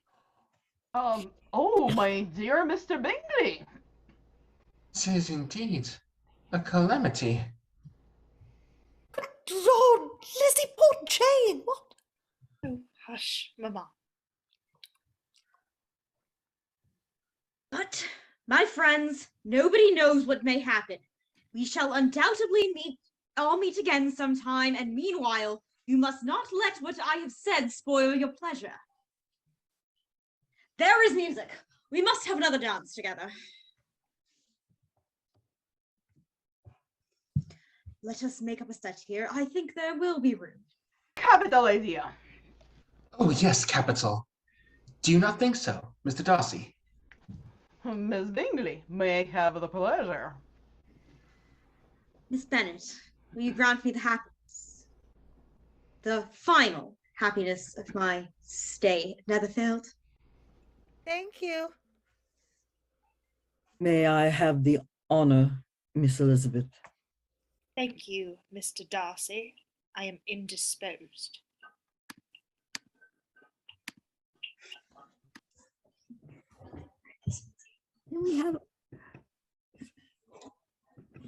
Is this the cluster you wish, Miss Bennett? No, Colonel Fitzwilliam, those are buds, the ones higher still, there by the eaves. May not I have one as my reward, Miss Bennett? Is not accomplishment its own reward? And is not the power to be generous the highest reward that can be given to any accomplishment? Oh, surely. And so you would have to be generous and get me some more roses. Then we should each of us have to invent our own speeches, and so we should never be done till we were ready to print a phrase book. However, you have certainly won your rose. Thank you. That phrase book is a capital idea, Miss Bennett. Nothing could please me better than just such an occupation. It would really be a charity, for Darcy is such a dull fellow these days that I really don't know what to do with myself. But we should hardly have the time for such a project. You say that you and Mr. Darcy are to leave Lady Catherine on Saturday? Yes, if Darcy doesn't pull it off again, he has already paid our aunt a much longer visit than ever before. I am at his disposal, you know. He arranges the business just as he pleases. I do not know anybody who seems to enjoy power, the power of doing what he pleases more than Mr. Darcy.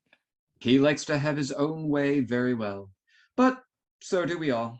It is only that he has better means of having it than many others. I suppose I ought to go and look for him now. I expected to find him here, as not unfrequently happens. But since he is not, he probably expects me to meet him at the crossroads. I imagine your cousin brought you down with him chiefly for the sake of having somebody at his disposal. I wonder he does not marry to secure a lasting convenience of that kind, but perhaps his sister does as well for the present, and as she is under his sole care, he may do what he likes with her. No, that is an advantage which he must share with me. I am joined with him in the guardsmanship of Miss Darcy. Are you indeed? And pray, what sort of guardian do you make? Does your charge give you much trouble? Young ladies of her age are sometimes a little difficult to manage, and if she has the true Darcy spirit, she may like to have her own way. What? Why do you suppose Miss Darcy is likely to give us any uneasiness, Miss Bennet? Oh, nothing at all. You need not be frightened. I've not heard any harm of her. She is a great favourite with a lady of my acquaintance, Miss Bingley. I think I have heard you say you knew Miss Bingley. I know her a little. Her brother is a pleasant, gentleman-like man. He is a great friend of Darcy's. Yes. Mr. Darcy is uncommonly kind to Mr. Bingley, and takes a prodigious deal of care of him. Care of him? Yes, I really believe Darcy does take care of him, from something he has told me. I have reason to think Bingley very much indebted to him. But I ought to beg his pardon, for I have no right to suppose that Bingley was the person meant. What is it you mean? It is a circumstance which, of course, Darcy could not wish to be generally known, because if it were to get round to the lady's family, it would be an unpleasant thing. You may depend upon me not mentioning it. And remember that I haven't much reason for supposing it to be Bingley. What he told me was merely this, that he congratulated himself on having lately saved a friend from the inconveniences of a most imprudent marriage, but without names or any other particulars, and I only suspected it to be Bingley from believing him to be the kind of young man to get into a scrape of that sort. Did Mr. Darcy give you his reason for his interference? I understood that there were some very strong objections against the lady. Indeed. And what arts did he use to separate them? He did not talk of me of his own arts. He only told me what I have now told you. Why was your cousin to be the judge? You are rather disposed to call his interference officious? I do not see what right Mr. Darcy had to decide upon the propriety of his friend's inclination. Why, upon his own judgment alone, Mr. Darcy was to determine in what manner his friend would be happy. But as we know none of the particulars, it is not fair to condemn him. It is not to be supposed that there was much affection in the case. That is not an unnatural surmise. And I believe Darcy told me that he did not think that the lady was at least very deeply concerned in that manner. However, to lessen the affection on either side is to lessen the honor of my cousin's triumph, very sadly. Your cousin's triumph. Yes, Mr. Darcy. I think I saw Colonel Fitzwilliam go off to the garden path a few minutes ago. Oh no, Mr. Darcy, you are too kind, really. Pray, allow me. Here he is. I'm gonna Good stop morning. you guys only because I think I've been enjoying it so much that I haven't been paying attention. I haven't given you a break. Let's go ahead and take a 10-minute break, and then we'll go back to the line that I just interrupted from Leon. Thank Okay, you. you guys, at Thank you. 8:30. Thank you, Okay. Dan. Thank you, Tan.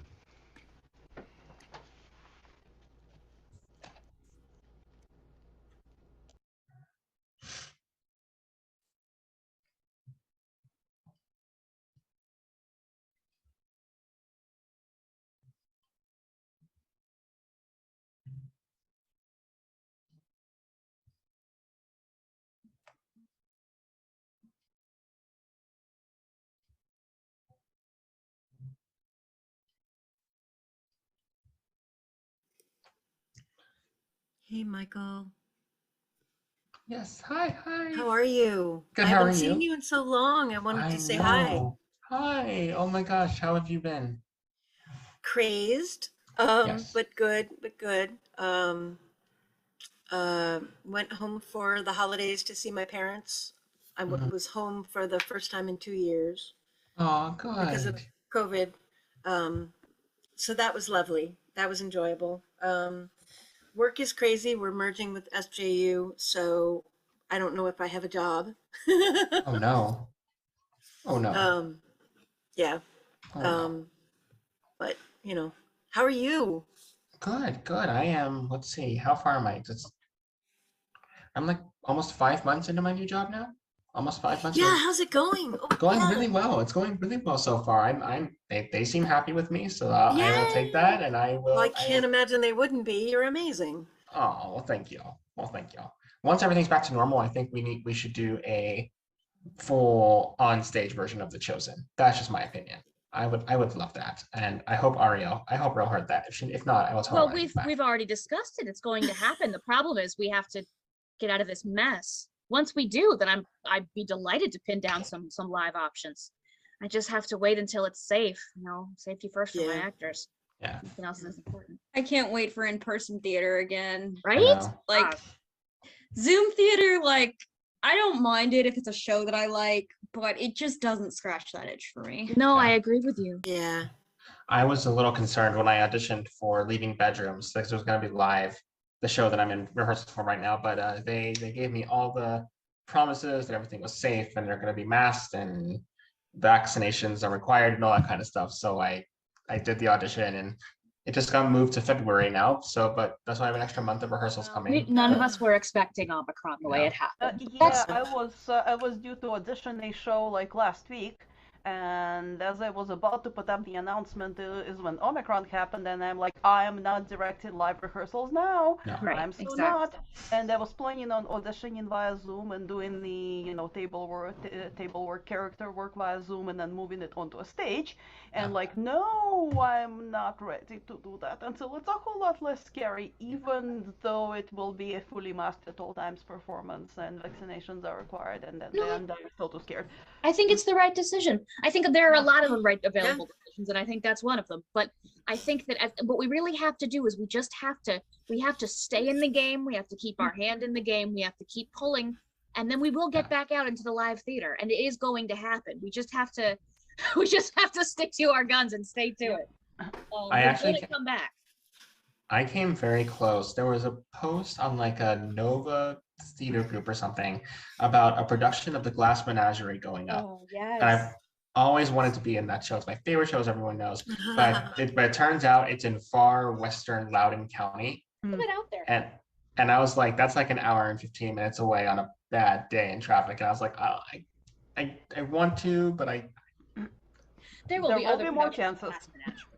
Well, that's the thing, though. I feel like I'm gonna be in my mid-30s this year. I feel like I'm outgrowing the Glass Menagerie in age. Well, you're not outgrowing. You're not outgrowing. What the heck is the name of the lead part? Tom? Is that Tom? Yeah, Tom. You're not outgrowing Tom. You might be outgrowing the other guy a little bit. Isn't Jim technically older than Tom? Is he? Yeah, Tom's like 22.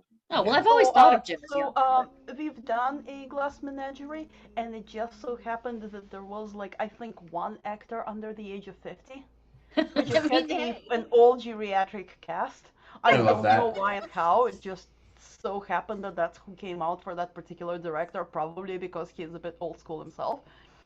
But yeah, we had our, 50-plus-year-old ingenue, and up from there. That's amazing. I love that. If they were good, they were good. And Michael, you have a very young face, so I think you've got another 5 years for sure. I don't think it'll be a problem. I actually shaved my beard off at the beginning of the year, like late at the end of 2020 into 2021 into 2022. It's already grown back like this. My husband looked at me and he's like, That's kind of what I did to Dave. Dave shaved his beard off, and I was like, I hate everything about this. He was like, I'm sorry, it's not your decision. Don't get me wrong. It's not that he hates it. He just prefers me with a beard. I get finally old enough that I don't feel like I'm cradle robbing the man 5 years older than me when he shaves. I get you. I get you so much. If he can get rid of it now. Okay, my story is, I originally preferred Matthew without the beard. Then we started dating. Yes, ancient one. And then by the time he shaved his beard off for the first time while we were dating, I was like, put it back. Yep. Just like how you get used to someone looking. Yeah. But I don't know about you guys, but I feel like there's some people who, when you look at them, like certain traits like facial hair or glasses or something, on some people it makes their face look like naked if that element's missing. Yeah. And then other people I literally don't notice. Like there could be someone that I've always known to wear glasses and they come in wearing contacts and their face looks exactly the same to me. Just like, and I don't know what it is about some people, but there really are people where I feel like part of your face is gone, Also, the thing about Zoom theater, while I agree with Wendy, Zoom theater doesn't scratch that itch for me. One thing that I do like about Zoom theater is that I've been able to do so many shows in Zoom theater that I've come into so many roles that I've either never heard of or never thought of doing that I've been able to experience. So that's something in a very short amount of time. So that's been something that's been good about Zoom theater. I've learned about a bunch of new shows and new roles that I've never knew of. I think what's likely to happen after we finally recover from this disaster is Zoom theater is likely to become its own art form, its own thing, and then live theater is going to come back. I suspect we're going to have both. I'm sorry, I interrupted someone and I don't know who. Was it you, Wendy? No, that was my story. Same. I just said the word same along with Michael. That's all I think it's going to be harder to recruit for Zoom theater. Yeah, no, I agree. I think at least for a while, everybody is going to bounce back into the thing that they've missed. Mm-hmm. But the thing is that we wouldn't have Nicole with us. Exactly. If you're in Philadelphia, so who else is far away? And Zoom theater provides an opportunity for accessibility that it makes, for example, people like me, I can't get to certain places because I don't have no car and I'm blind. Right. Not fully blind, but like. So for my next same with me, like there's actors, local actors I've always wanted to like work with or get to know because I've seen them in shows and stuff, but I cannot rehearse with those theaters because I can't drive, and not every theater company is easily metro accessible. So it's nice to like get to work with other theater companies and other actors that are usually with a different theater group. And Where do you also live? working with you all. I mean, Columbia, Maryland might as well be Philadelphia. Right. It's far from It's a me. bit out there, but I mean, there's multiple opportunities now that we know that we have these options. We can Right. do things like this, we can work together for fun, and we can have live theater. We can have all of the things that we want once we get through this pandemic. And I love the fact that we had to do Zoom theater for so long, made us realize all of the options that were available through theater and technology in ways that we didn't know before. Now we just have to be able to have the cake and eat it too. Yeah. So, for the show that I'm about to direct, that I'm deferring on, I'm going to try to do it hybrid. I am doing a Scottish play, and I want for my witches to be remote and projected onto a screen within the theater. Oh, okay, I like it. Oh. Nicole, I didn't know you were in Philadelphia. I didn't know. I thought you were local. I'm sorry. We never met in person, so I didn't know you weren't here. We're gonna though. I'm trying to convince Nicole to come for various reasons to come visit us. I would love to come down and see you guys. Well, we'd love to have you. I like Zoom theater. I've worked with this group in England a lot, which is kind of Cool. fun recently. Yeah, I've been doing a lot of stuff with them since the summer, and it's in the afternoon for me. So whenever they're like, "What time are you free? Is it too late for you?" I'm like, "Nah, it's 2 in the afternoon." I'm like, "I'm good." You know, my Excellent. son's not home from school yet. I'm like, "I'm good." So and meeting the people from all over England has been fun. This has only created more options and more opportunities for us. It's going to funny, be How do you find out about all these other opportunities? I would love to know about other. Well, Trisha's connected. I'll message you. I'll send anyone who wants to know. Oh, message yeah. about Yeah. it, because Love there's to just made a know. list. But the group in England is funny because all these ladies I'm doing this show with in January, we're doing readings of Greek plays. They're like, America is the best place ever. I can't wait to move there. I'm like, "Oh, okay." And then one lady said to me, she goes, "I've been all over the West Coast." She's super cool. I can't wait to live in Wyoming someday. It's so populated. And I was like, "Has she been to Wyoming? I wonder if you've been to Oh my Wyoming. God, is she in for a shock? I know. Oh boy. Poor woman. And on that note, it is 8:30. Let's come back. Let's take it from the line that I cut off. I'm so sorry, Liana. And I will not do that. Oh, yeah. Ah, here he is. Good morning, Colonel Fitzwilliam. Pray, let me have the basket now, Mr. Darcy. Good morning, Miss Bennett. Ah, Fitzwilliam, I thought I might find you here.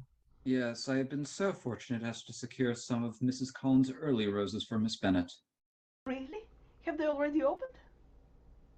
Very few of them, but Colonel Fitzwilliam was obliged to climb very near to the top of the sun to get me these. And you see I have my reward. Colonel Fitzwilliam might not have won his prize so easily, Miss Bennett, had there been others in the field. No, Mr. Darcy, I cannot lessen Colonel Fitzwilliam's achievement by admitting any such possibility. Thank you, Miss Bennett. Well, surely my roses will have to bloom their prettiest this season in return for all the attention that they have received. Will you not be seated, gentlemen? Thanks. No, Mrs. Collins. I merely stopped for Colonel Fitzwilliam, but perhaps his rose gathering has caused him to abandon our project of taking a walk together this morning. By no means, Darcy. That pleasure has only been deferred.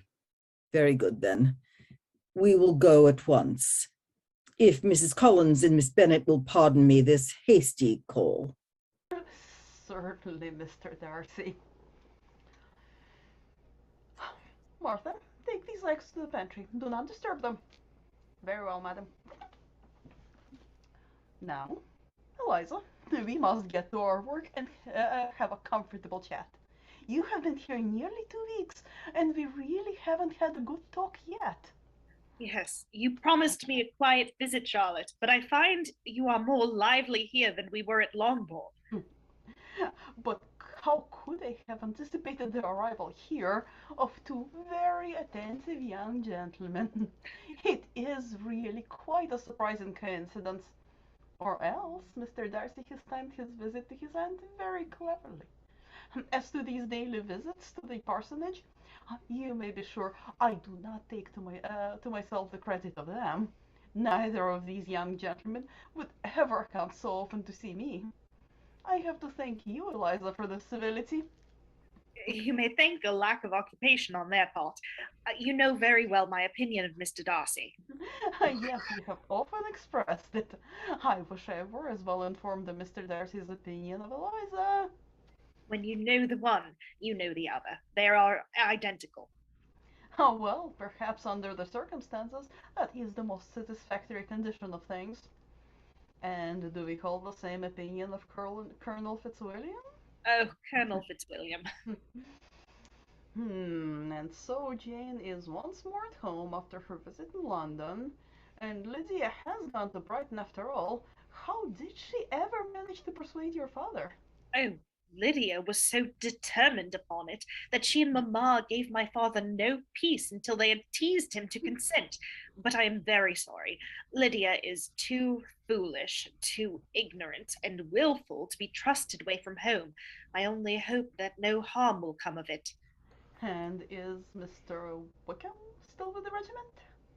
Yes, he went with it to Brighton. I hear he's thinking of marrying Miss King, since she has just received a legacy of £10,000. I should be sorry to think that our friend was mercenary. A man in distressed circumstances has not the time for all those elegant decorums with which other people may observe. If Miss King does not object to it, why should we?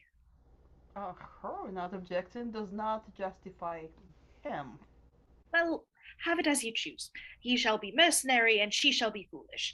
Mr. Wickham's worst fault, after all, is his power of being agreeable. Thank heaven, we both know of some men who haven't one agreeable quality.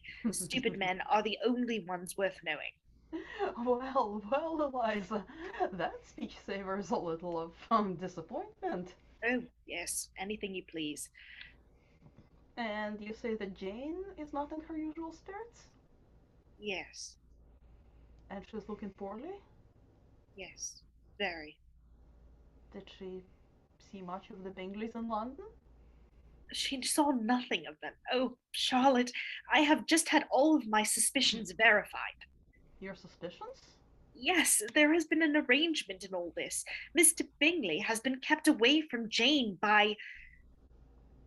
Oh, don't imagine any such nonsense, Eliza. A young man like Mr. Bingley so easily falls in love with a pretty girl for a few weeks.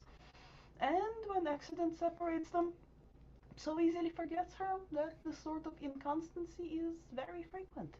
We do not suffer from accident, Charlotte. A young man of independent fortune does not suddenly decide of his own free will to think no more of a girl with whom he was violently in love. But were they so violently in love? Yes, I never saw a more promising inclination.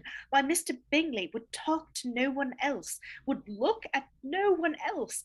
Is not general incivility the very essence of love? It is usually a good test. But if Jane did not return his affections, it really did not seem to me that there was anything violent in Jane's attitude. I could never see that she showed any extreme affection for Bingley. Well, I know that Jane was very much in love with him, that she showed her affection as much as her nature would allow. If Bingley didn't see that, then he must have been a simpleton. No, the real trouble was that Jane didn't see him often enough, perhaps, to make him understand her character. Oh, if Jane were married to Bingley tomorrow, I should think she had as good a chance of happiness as if she were studying him a 12-month. It is far better to know as little as possible of the person with whom you are to pass your life. In some cases, that is undoubtedly true. Ah, a very charming domestic picture. My dear, I have found some fine early radishes. I thought that it would be a grateful attention on your part to send some of these to Mr. Berg. I fear the apothecary might object. It's true, they might not be suitable, but they are very fine radishes. Miss Elizabeth, I am very successful in my gardening. I consider the work I do in my garden to be one of my most respectable pleasures. Lady Catherine is always ready to encourage me in it, and my dear Charlotte is ever willing that I should leave her side for the sake of its healthful exercise. It is indeed a pity that Mr. Berg is not well enough to enjoy them. My dear Charlotte has doubtless told you, Miss Elizabeth, of the alliance which is in prospect between Mr. Berg and Mr. Darcy. This extreme delicacy of constitution would seem to be the only bar to their happiness. Yes, Charlotte has told me that Mr. Berg is sickly. She will make Mr. Darcy a very proper wife. I hope you are pleased with Kent, Miss Elizabeth. Very much, Mr. Collins. I do not think the kingdom can boast a grander scene than the one now spread before our eyes. This garden, that park with roses in the distance. Do you not think, my dear Charlotte, is most fortunately placed, Miss Elizabeth? Most fortunately, Mr. Collins. And when you have seen Lady Catherine, you will be more deeply impressed, I am sure. We can hardly expect her to call upon you. The illness of Mr. Berg would prevent it, and in any case, it would be an act of extreme condescension on her part. But I am quite confident that you will receive an invitation to drink tea of a Sunday evening with her, after Mr. Darcy and his cousin are gone, of course. And we may later have an invitation to dinner, although I would not for the world arouse in you false hopes which may be shattered.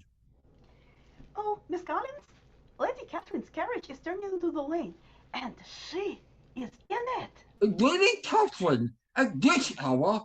What amazing condescension! But, my dear, I am quite unprepared. My habiliments, I would not be wanting in respect. What shall I do? Oh, go and make yourself ready, Mr. Collins. We will do the same. Yes, but this implement... Now, give it to Martha. And these relishes, my dear. Martha, take the radishes from Mr. Collins. Yes, ma'am. Do not make yourself uneasy about your own apparel, Miss Elizabeth. Lady Catherine is far from requiring that elegance in us which becomes herself and daughter. Oh, do go, Mr. Collins. Lady Catherine will be here in an instant. Are you going to make any change in your dress, Charlotte? Do you wish me to do so? Well, Eliza, if you wouldn't mind, I should like you to put on your sprigged muslin. In spite of what Mr. Collins says, I know it would please him. I have no time to change. Is my cap straight? Oh, here she is. Why, Martha, are you still there? Go, go. Mr. Collins! Mr. Collins! So, at last, for high and only mightiness. No tremors, Liza. Now is the time for all your courage. You keep too many hens, Mrs. Collins. There is just a certain number which are profitable. Beyond that, there is waste. A clergyman's wife should set an example of thrift. You should have asked my advice. Mrs. Collins will be in the future resident her poultry yard according to your directions, Lady Catherine, if you would be so condescending as to give them. Yes, thank you, Lady Catherine. Will your ladyship not take some refreshment? Oh, yes, let me fetch you a cup of tea. No, I wish nothing. But you may go, Mr. Collins, and see if Jones is walking the horses up and down. I do not trust Jones. With great pleasure, your ladyship. I thought you had a visitor, Mrs. Collins. Yes, your ladyship, I have. It is my friend, Miss Elizabeth Bennett. She's a cousin of Mr. Collins and a neighbor of ours in Herefordshire. I have heard about her. Fitzwilliam says she's a very genteel, pretty kind of girl. Indeed she is, Lady Catherine. Well, where is she? Oh, she has gone to make a little change in her dress before presenting herself to your ladyship. Oh, very proper, very proper. I am delighted to hear that Miss de Bourgh is better, Lady Catherine. Yes, thank you. She's greatly improved. Well, Miss Bennett takes her time. I'm sure she will be here in a moment. Oh, here she is. Lady Catherine, Miss Elizabeth Bennet. Oh, how do you do, Miss Bennett?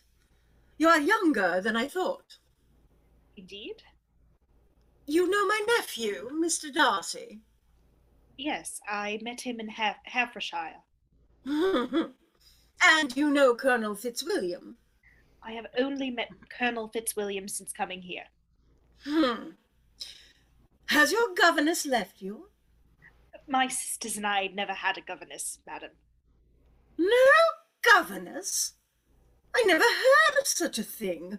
Your mother must have been quite a slave to your education. I assure you she was not, Lady Catherine. Then who taught you? Without a governess, you must have been neglected. Such of us as wish to learn never wanted the means, madam. Well, if I had known your mother, I should have advised her most strenuously to engage a governess. I should have seen to it myself. Go on with your work, Mrs. Collins. A clergyman's wife should set an example of industry. I will send you some more of the parish petticoats to hem, Mrs. Collins.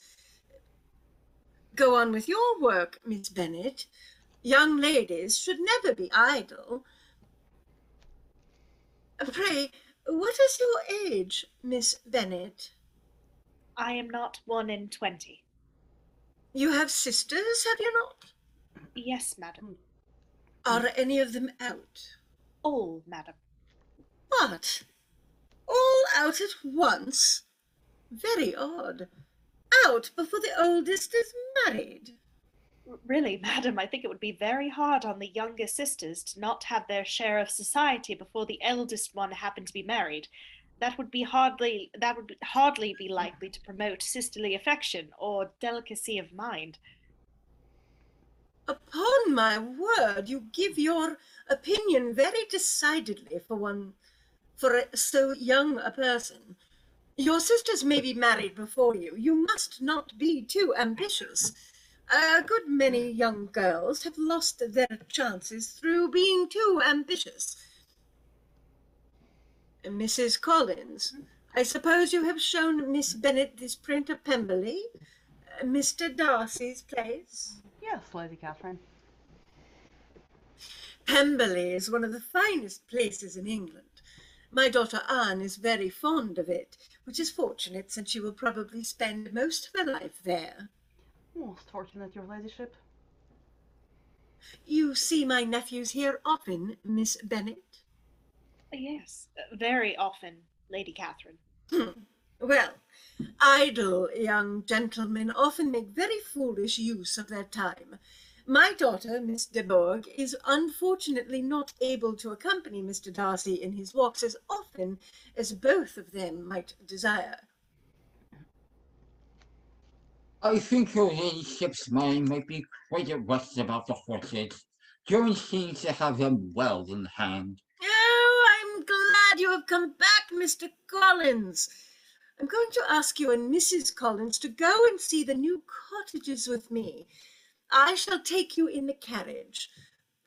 You had better put on a plain bonnet, Mrs. Collins. Oh, by all means, your ladyship. Are you quite ready to go, Mr. Collins? Oh, assuredly, your ladyship, quite.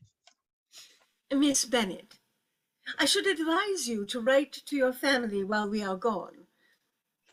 Yes, that will do very well.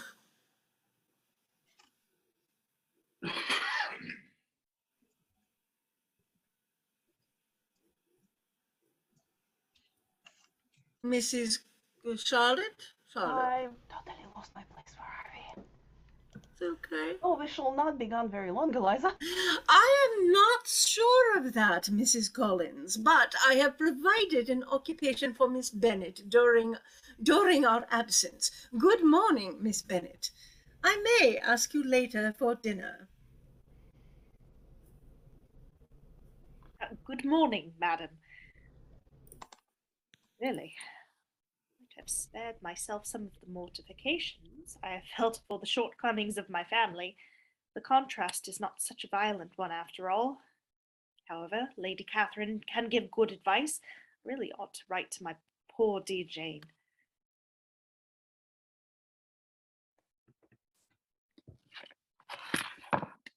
I am here again, Miss Bennett. I saw Mr. and Mrs. Collins drive away with my aunt. I have something which I must say to you. Miss Bennett, in vain I have struggled. It will not do. My feelings will not be repressed. You must allow me to tell you how ardently I admire and love you.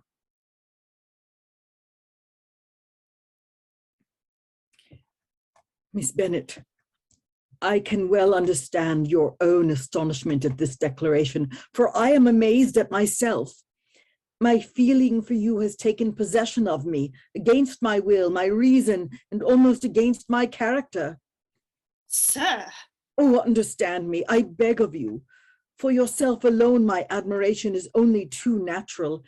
I share it with everyone who has the happiness of knowing you. But pardon me, for it pains me to offend you.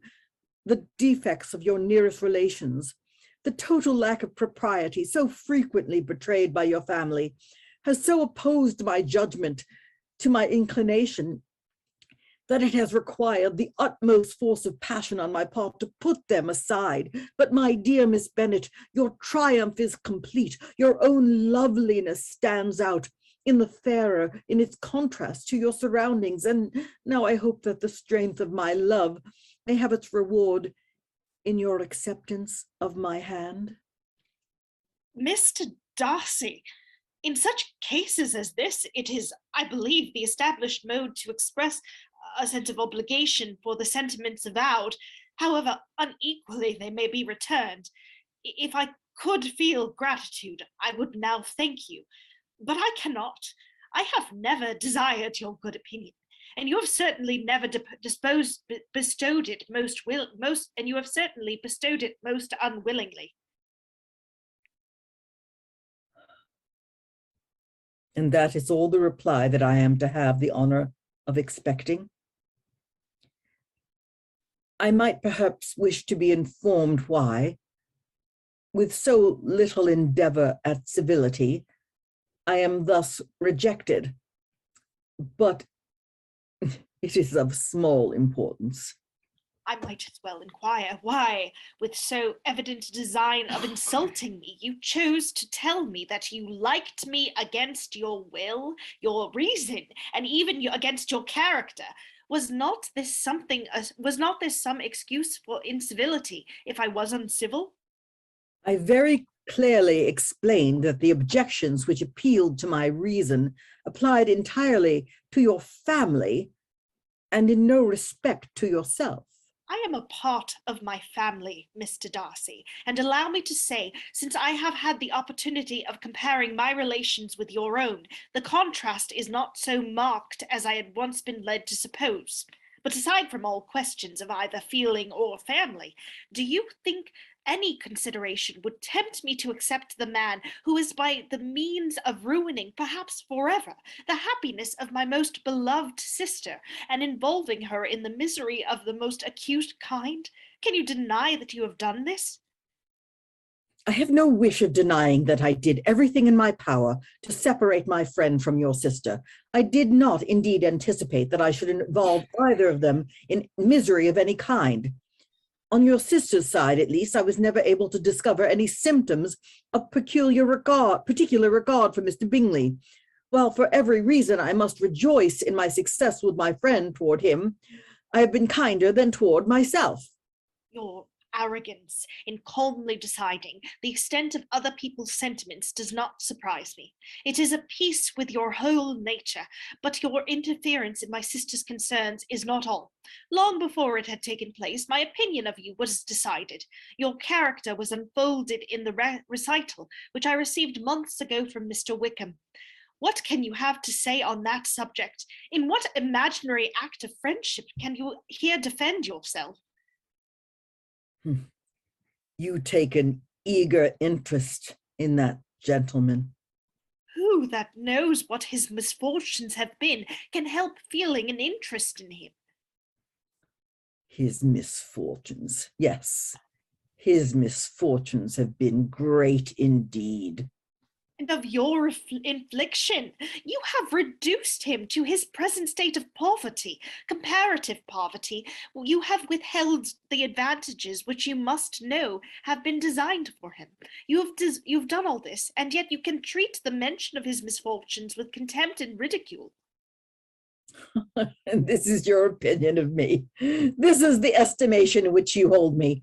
I thank you for explaining it so fully.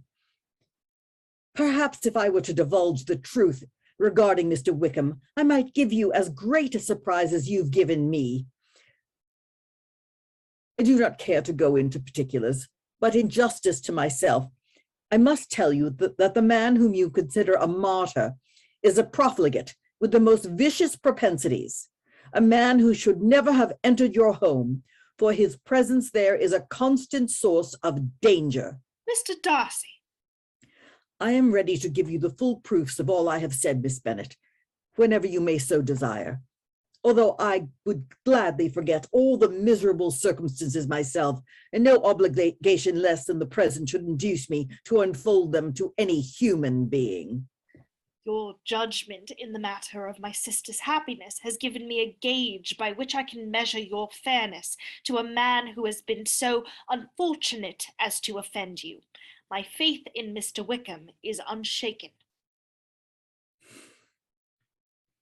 I shall take what you have said, Miss Bennett, as a reflection on my judgment alone. Otherwise, my veracity would be at stake, and this I am sure you did not intend. I understand your whole position perfectly. I have erred in the manner of my declaration. Your bitter accusations might have been suppressed had I concealed my struggles. It is my own fault. I have wounded your pride. I should have flattered you into the belief that I was impelled by inclination, by reason, by reflection, by everything.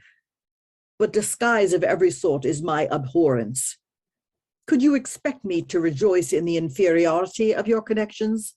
And do you expect me to rejoice in your proposal that I ally myself to the conceit and impertinence of yours? No, Mr. Darcy, the manner of your declaration has affected me only in one way. It has spared me the concern which I might otherwise have felt in refusing you, had you behaved in a more gentleman-like way. You could not, however, have made me the offer of your hand in any possible way that would have tempted me to accept it. I had not known you had a month before I felt I had not known you a month before I felt that you were the last man in the entire world who I could be prevailed upon to marry. You have said quite enough, madam. I perfectly comprehend your feelings, and have now only to be ashamed of what my own may have been. Forgive me for having taken up so much of your time, and accept my best wishes for your health and happiness. To insult my family? To think I was ready to fall to my knees in gratitude for his condescension? To calmly dispose of James' happiness? Really, to be in love with me is in spite of every obstacle. Oh, Jane. Jane, I wish you were here. Here's the letter, miss. The express has just brought it. A letter? For me? Yes, miss. Why, it is from Jane. What can be the matter? Dearest Lizzie, I have bad news for you, and it cannot be delayed. An express came to us last night from Colonel Forster. He told us that Lydia had run away from Brighton with one of his officers to own the truth with Wickham. Oh, Wickham! He first thought they had gone to Scotland, but oh, Lizzie, it is far worse than that. We now know that Wickham never intended to go there, or to marry Lydia at all. Oh, Colonel Forster has been here today. He said Wickham is not a man to be trusted. He has left Brighton terribly in debt, and his record is bad in every way. Oh, Lizzie, our distress is very great. My father has gone to London with Colonel Forster instantly to try to discover the fugitives. It is hard to ask you to shorten your visit, but we are in such distress that... Oh, where is the express? I must write. No, I must go. Oh, Lydia and Wickham, I must go at once. I must send for someone for a carriage. Martha, the express. Oh, Colonel Fitzwilliam, is that you? What is the matter, Miss Bennett? Oh, Colonel Fitzwilliam, the express, or can you get me a carriage? I have had bad news from home. I must return at once. Mr. Collins is away. Will you be so kind? Certainly, my dear Miss Bennett, of course. But Darcy, don't wait for me. I can't join you now. Miss Bennett is in distress. Miss Bennett? Good God, what is the matter? Miss Bennett has just had bad news from home. She wishes to return and desires a carriage. Do not go. Do you go for the carriage, Fitzwilliam? Get one from the stables. Oh, I will remain with Miss Bennett. Shall I call the maid, Miss Bennett? A glass of wine. Shall I get it for you? You are very ill. No, I thank you. There is nothing the matter with me. I'm quite well. I am only distressed by some dreadful news I have just received from Longbourn. I am sorry, very indeed. I have just had a letter from Jane with such dreadful news. It cannot be concealed from anyone. I am grieved, Miss Bennett. Grieved indeed. Oh, Mr. Darcy, you were right if I had only believed you, you and others, but I could not believe it. What is it, my dear Miss Bennett? What has happened? Oh, I cannot tell it, and yet everyone must know. My sister Lydia, she has eloped, has thrown herself into the power of Mr. Wickham. She has no money, nothing that can tempt him to... She is lost forever. Good God, Miss Bennett. Your sister and Wickham. Oh, this is my fault. I should have realized this danger. I should have spoken. My own wretched experience with this man should have been told. Your experience? Yes, you remember, I hinted it to you today, but I should long ago have spoken boldly. What do you mean? Mr. Wickham attempted this same plan with my own sister 2 years ago. She was an ignorant, innocent, trusting girl of 15. Happily, his villainy was discovered and prevented, but oh, I should have told you. Had his character been known, this could not have happened. You tried to tell me, Mr. Darcy. Everybody has tried to warn me, but I could not believe it. And now it is too late. Too late. Let us hope not. Is what you have told me certain, absolutely certain? Oh, yes. They left Brighton together on Sunday night. They are certainly not gone to Scotland. And what has been done or attempted to recover your sister? My father has gone to London. He will beg my Uncle Gardiner's assistance, but nothing can be done. I know very well that nothing can be done. How is such a man to be worked on? How are they ever to be discovered? I have not the smallest hope. It is all horrible. Miss Bennett, I have made a wretched mistake in all this. Would to heaven that anything could be said or done on my part that might make you reparation or offer consolation to such distress. Mr. and Mrs. Collins are returning. What would you wish me to do? Oh, I do not know. I don't know. You really wish to return home at once? Oh, yes, at once. Take me home, Mr. Darcy. Take me home.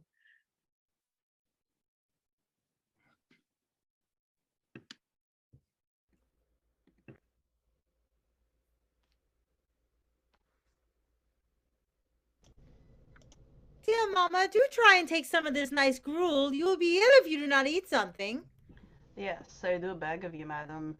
Now that you're once more in the air, if you will only take some food, you will feel much better.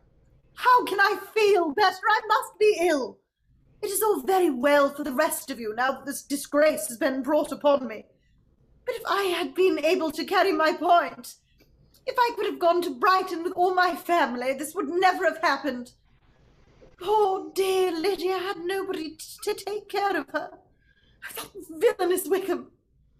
I'm sure there was some great neglect or other somewhere, for Lydia's not the kind of girl to run away with a man. But no one would listen to me. I was overruled, as I always am. Poor Lydia. Poor dear child. Oh, Mamma, try to be calm. Yes, madam, this excitement is so bad for you. How can I help being excited? You have no feelings. Here is Mr. Bennett gone away, and I know he will fight that abominable Wickham and be killed.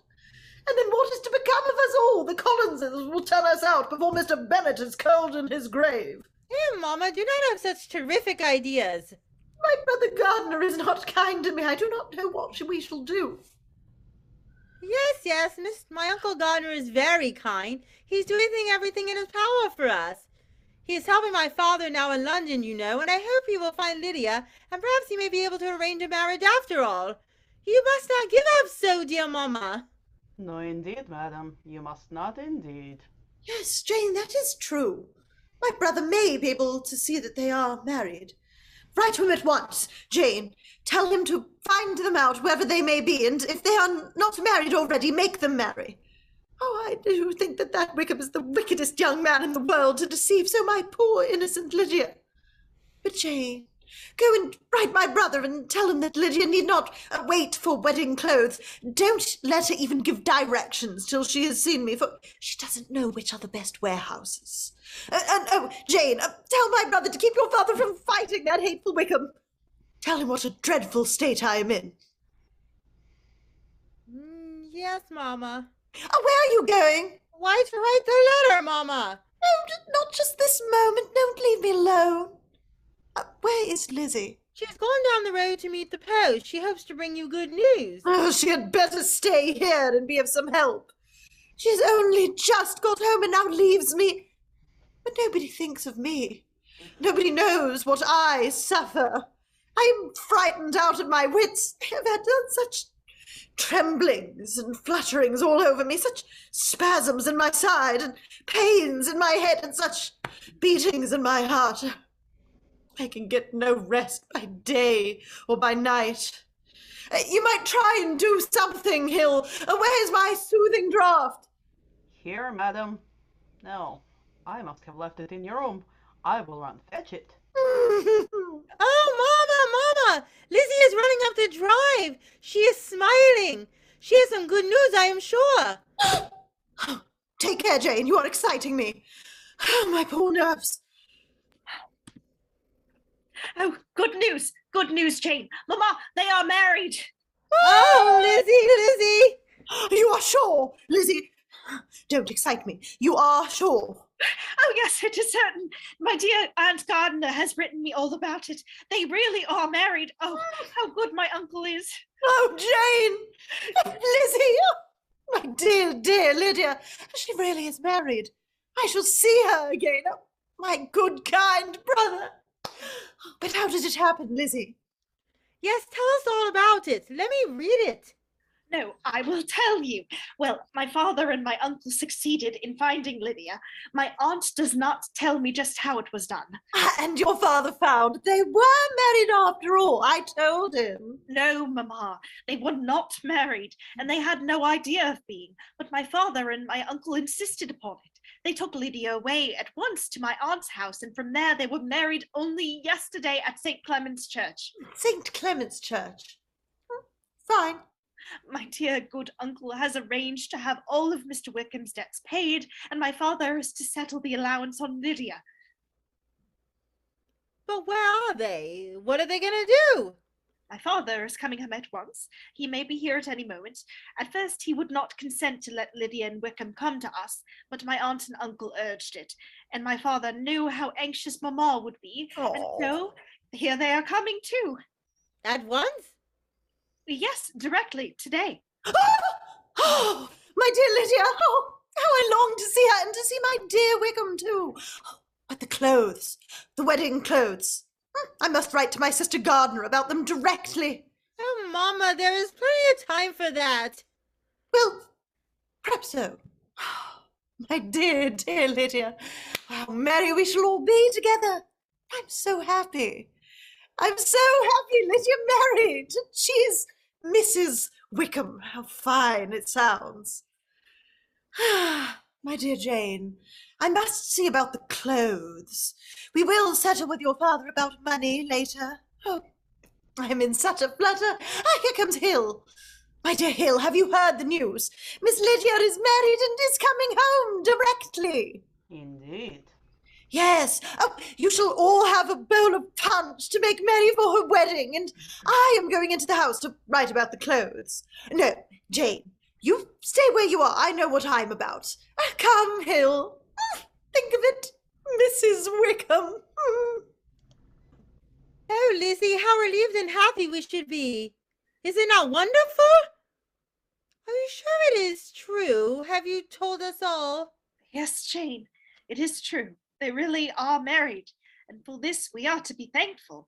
In spite of Lydia's folly and Wickham's wretched character, we are to rejoice. How strange it is! Hey-ho! May I not read the letter, Lizzie? No, not now, dear. My aunt has some queer notions in her head. Perhaps later. I'm very sorry now that in my agitation I told Mr. Darcy about this wretched affair. Now that it has come out so well, he need never have known anything about it, and it would have saved me a great deal of mortification. But how would you have explained things to Charlotte and Mr. Collins without his help? Mr. Darcy made everything so smooth and plausible for your sudden departure. Yes, that is true. Really, Lizzie, I think I shall have to take up the cudgels in Mr. Darcy's defence.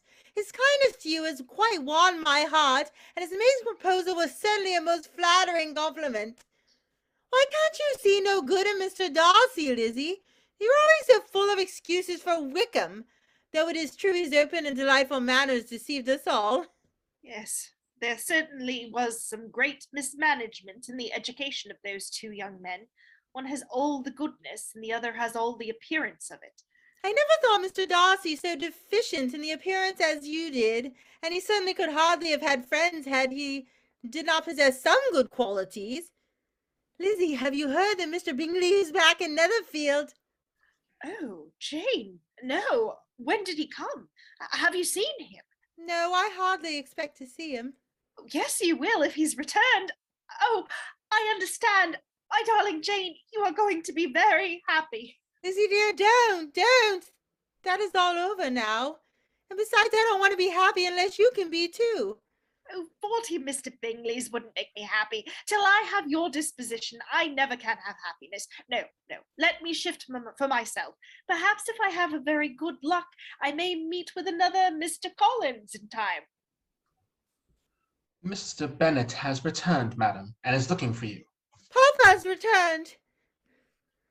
Oh, where is he, Harris? There he comes! Papa! Papa, tell us all about it. Quickly. Are they really married, Papa? Yes, that misfortune is well settled on them. They are married fast enough. And where are they? And when will they be here? I should say that they would be here directly. I didn't care to travel with them. But they are not far behind, only just far enough to keep out of the dust of my post-chase. Dear Papa, how you must have suffered. Say nothing of that. Who should suffer but myself? It has been my own doing, and I ought to feel it. You must not be too severe upon yourself. You may well warn me against such an evil. No, Lizzie. Let me once in my life feel how much I have been to blame. The impression will pass away soon enough. But, Papa, how did you persuade them to marry? I didn't persuade them. I haven't the means. It's all your uncle's doing. He's managed to buy Wickham for us. Oh, dear good uncle. But there are two things that I want very much to know. One is how much money your uncle has laid down to bring it about, and the other, how am I ever to repay him? But my uncle did not do it all. No, Papa. My Aunt Gardner has written me to say that you ought to give Lydia an allowance. Yes, 100 a year. Do you think that any man in his proper sense would marry Lydia on so slight a temptation as 100 a year? That is very true, though it had not occurred to me before. Oh, it must be my uncle's doing. Generous man. I'm afraid he has distressed himself. A small sum could not do all this. No, Wickham is a fool if he takes Lydia with a farthing less than £10,000. I should be sorry to think so ill of him in the very beginning of our relationship. £10,000? Heaven forbid! How is one half of such sum to be repaid? That is what I would like to know. Well, my uncle's kindness can never be requited. If such goodness as his does not make Lydia miserable, then she will never deserve to be happy. Oh, surely I hear voices. Why, they have come. See, Papa, Jane, there are Lydia and Wickham. Yes, here they are. I will go to the library. I can receive their congratulations later. You know I'm prodigiously fond of Wickham, Lizzie. I defy even Sir William Lucas himself to produce a more valuable son-in-law. I must run and tell Mama. Well, Jane, well, Lizzie, here we are. My sister Jane, my sister Elizabeth. Good gracious, here I am. I am sure I had no idea of being married when I went away, though I thought it would be very good fun if I was. Why don't you take the boxes in, Harris? Wickham, have you seen my pink-flowered bandbox? No, it isn't here. Oh, my dear Wickham, do go fetch it. You know, 'tis the box with the white satin hat you bought me. I wouldn't lose it for the world. Go, go. Certainly, my dear. You see how eagerly I embrace my new opportunities. Oh, girls, I am dying to give you an account of my wedding. There cannot be too little said on that subject. La, you are so strange, but Jane wants to hear, I know. Anyway, I want to tell you. Well, there was such a fuss. My aunt was preaching and talking away to me all the time I was dressing, just as if she was reading a sermon. I didn't hear one word in 10 of it all. I was thinking of my dear Wickham. I longed to know whether he would be married in his blue coat. Well, we got to the church, and then my uncle gave me a fright after we got there because he was so late, and he was going to give me away, you know. But then, if he hadn't come, Mr. Darcy might have done as well. Mr. Darcy? Oh, yes, Darcy was there. He came along with Wickham. But gracious me, I quite forgot. I ought not to have said a word about that. I promised them as faithfully. What will Wickham say? It was to be such a secret. It was to be a secret, Lydia. Say not another word on the subject, and we shall ask you no questions. Thank you. For if you did, I should certainly tell you all, and then Wickham would be angry. Oh, there is Mamma. Oh, my dear, dear Lydia. Oh, my dear Wickham. Oh, Mamma, aren't you glad to see us? Do all the people hereabouts know that I am married? I was afraid they might not, so I let my hand just rest on the window frame outside the carriage so that everyone could see my wedding ring, and then I bowed and smiled like everything. You may be sure, my dear, that everybody will rejoice with us in our good luck. Your marriage is a great compensation to me after all my disappointment about Jane and Lizzie. I do not blame Jane, for she would have got Mr. Bingley if she could, but Lizzie, oh, Lydia, it is very hard to think that she might now have been Mrs. Collins. But how about your clothes? Oh, I have a lot already. You may be sure I would not forget them. But you didn't know the best warehouses. Well, never mind, we shall see to that later. Now, you must all come and have dinner. You must be famished. Come, girls, come, my dear Wickham. Jane, I take your place now. I go first because I am a married woman. Will not you come into the house, madam? No, I prefer to remain here. Tell Miss Elizabeth Bennet that a lady wishes to see her at once. Remember, I cannot be kept waiting. Yes, madam.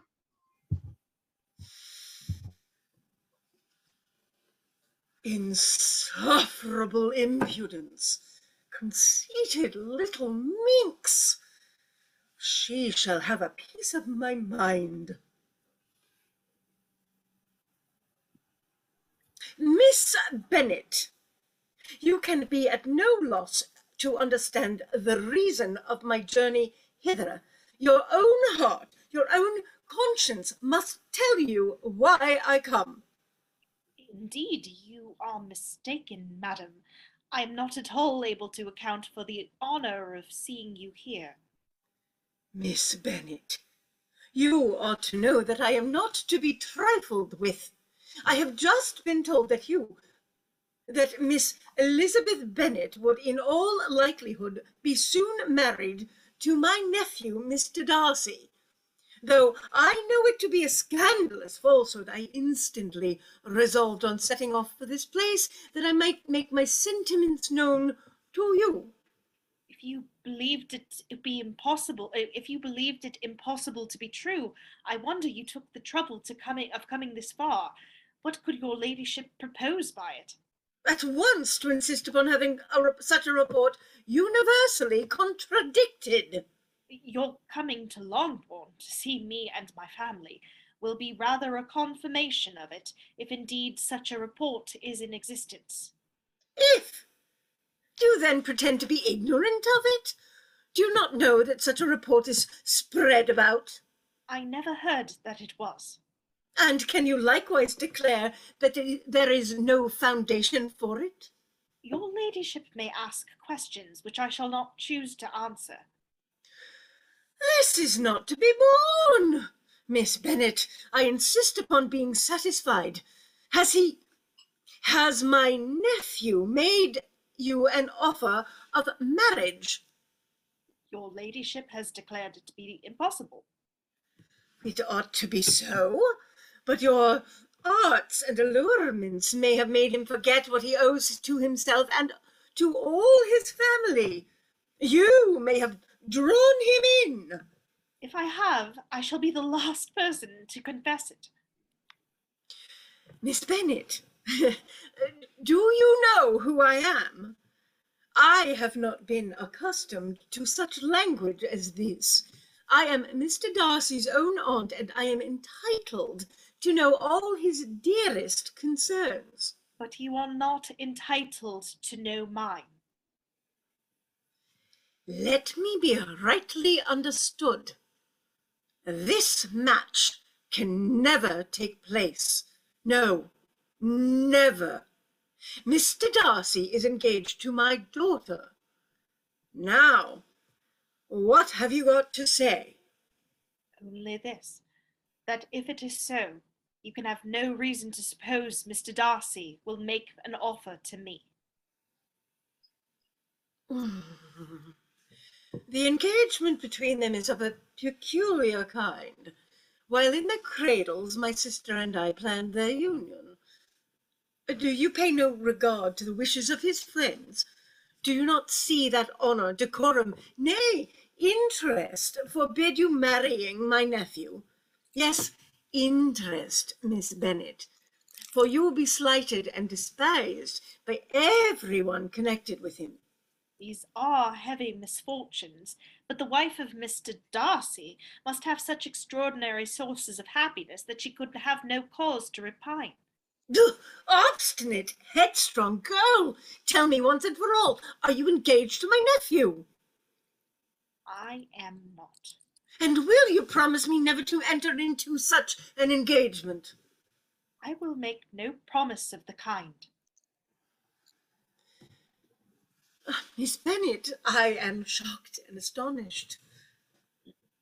I shall not go away until you have given me the assurance I require. I certainly shall never give it. I must therefore be importuned no further on the subject. Not so hasty, if you please. I had hoped to spare you this last humiliation, but your insolence forbids it. I am no stranger to the particulars of your sister's infamous elopement. I know all. The young man's marrying her was a patched-up business at the expense of my nephew. Oh, you needn't start, miss. Nobody knows about the whole affair better than you, but I don't wonder you blush and find yourself discovered. You used your arts well. My nephew must have spent full £5,000 or £6,000 to save your family from disgrace. I should think that such generosity might appeal a little to your gratitude and your sense of decency. Oh, madam, It is quite useless to protest. I have my facts from the best authority. Heaven knows Darcy has reason enough to keep away from Wickham's flirtations and entanglements, but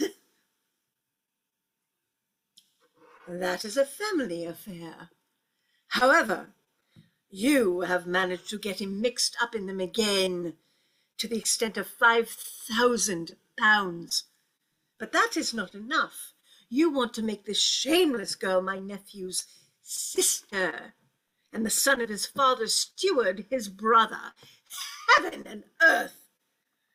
Are the shades of Pemberley to be thus polluted? madam, you have insulted me in every possible manner. I must beg to return to the house. This is beyond endurance. Selfish girl! You are then resolved to have him? Lady Catherine, I have nothing further to say. Very well. I shall now know how to act. Do not imagine your ambition will be gratified. Depend upon it, I shall carry my point. I take no leave of you, Miss Bennet. You deserve no such attention. You will see what it is to rouse my displeasure. Can it be possible?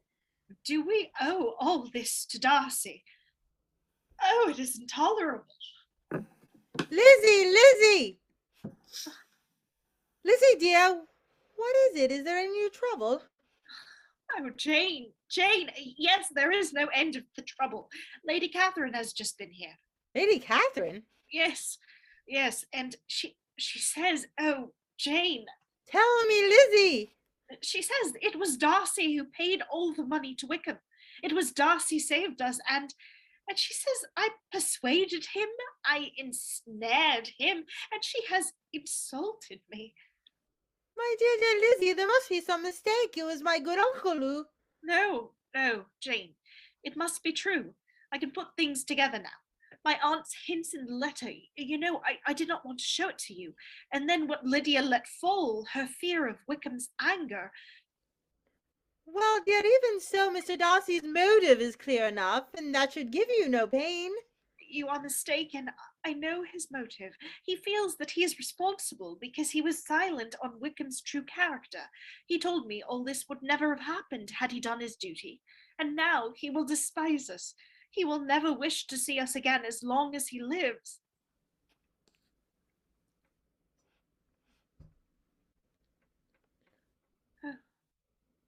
Two young gentlemen from Netherfield, madam. I told them they would find you here. Oh, Jane, I cannot see them.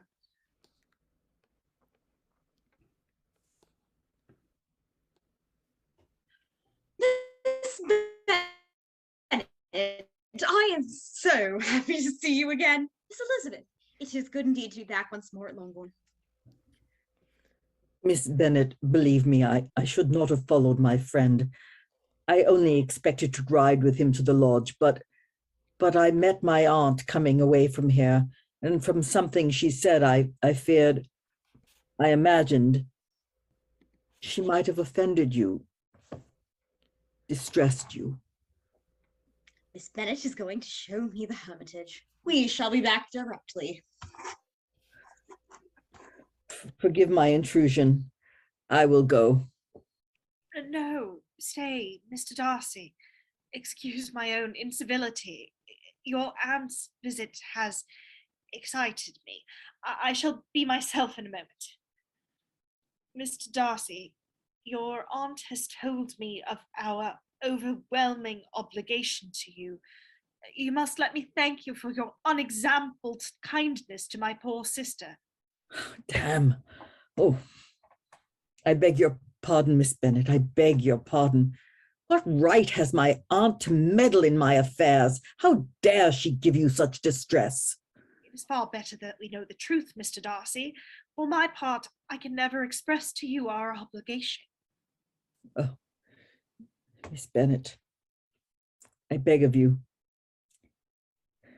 The obligation was entirely my own. I only did what was my decent, plain duty. You remember I told you if I had spoken, this would never have happened.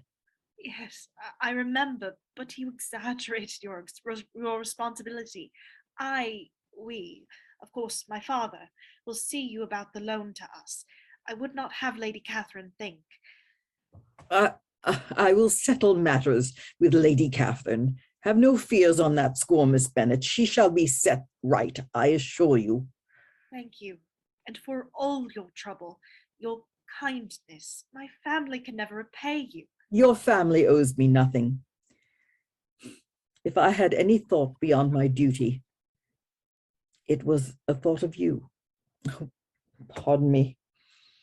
Perhaps I ought not to say all this, but I owe you a great deal, Miss Bennett, more than you can know, and I want you to understand me better.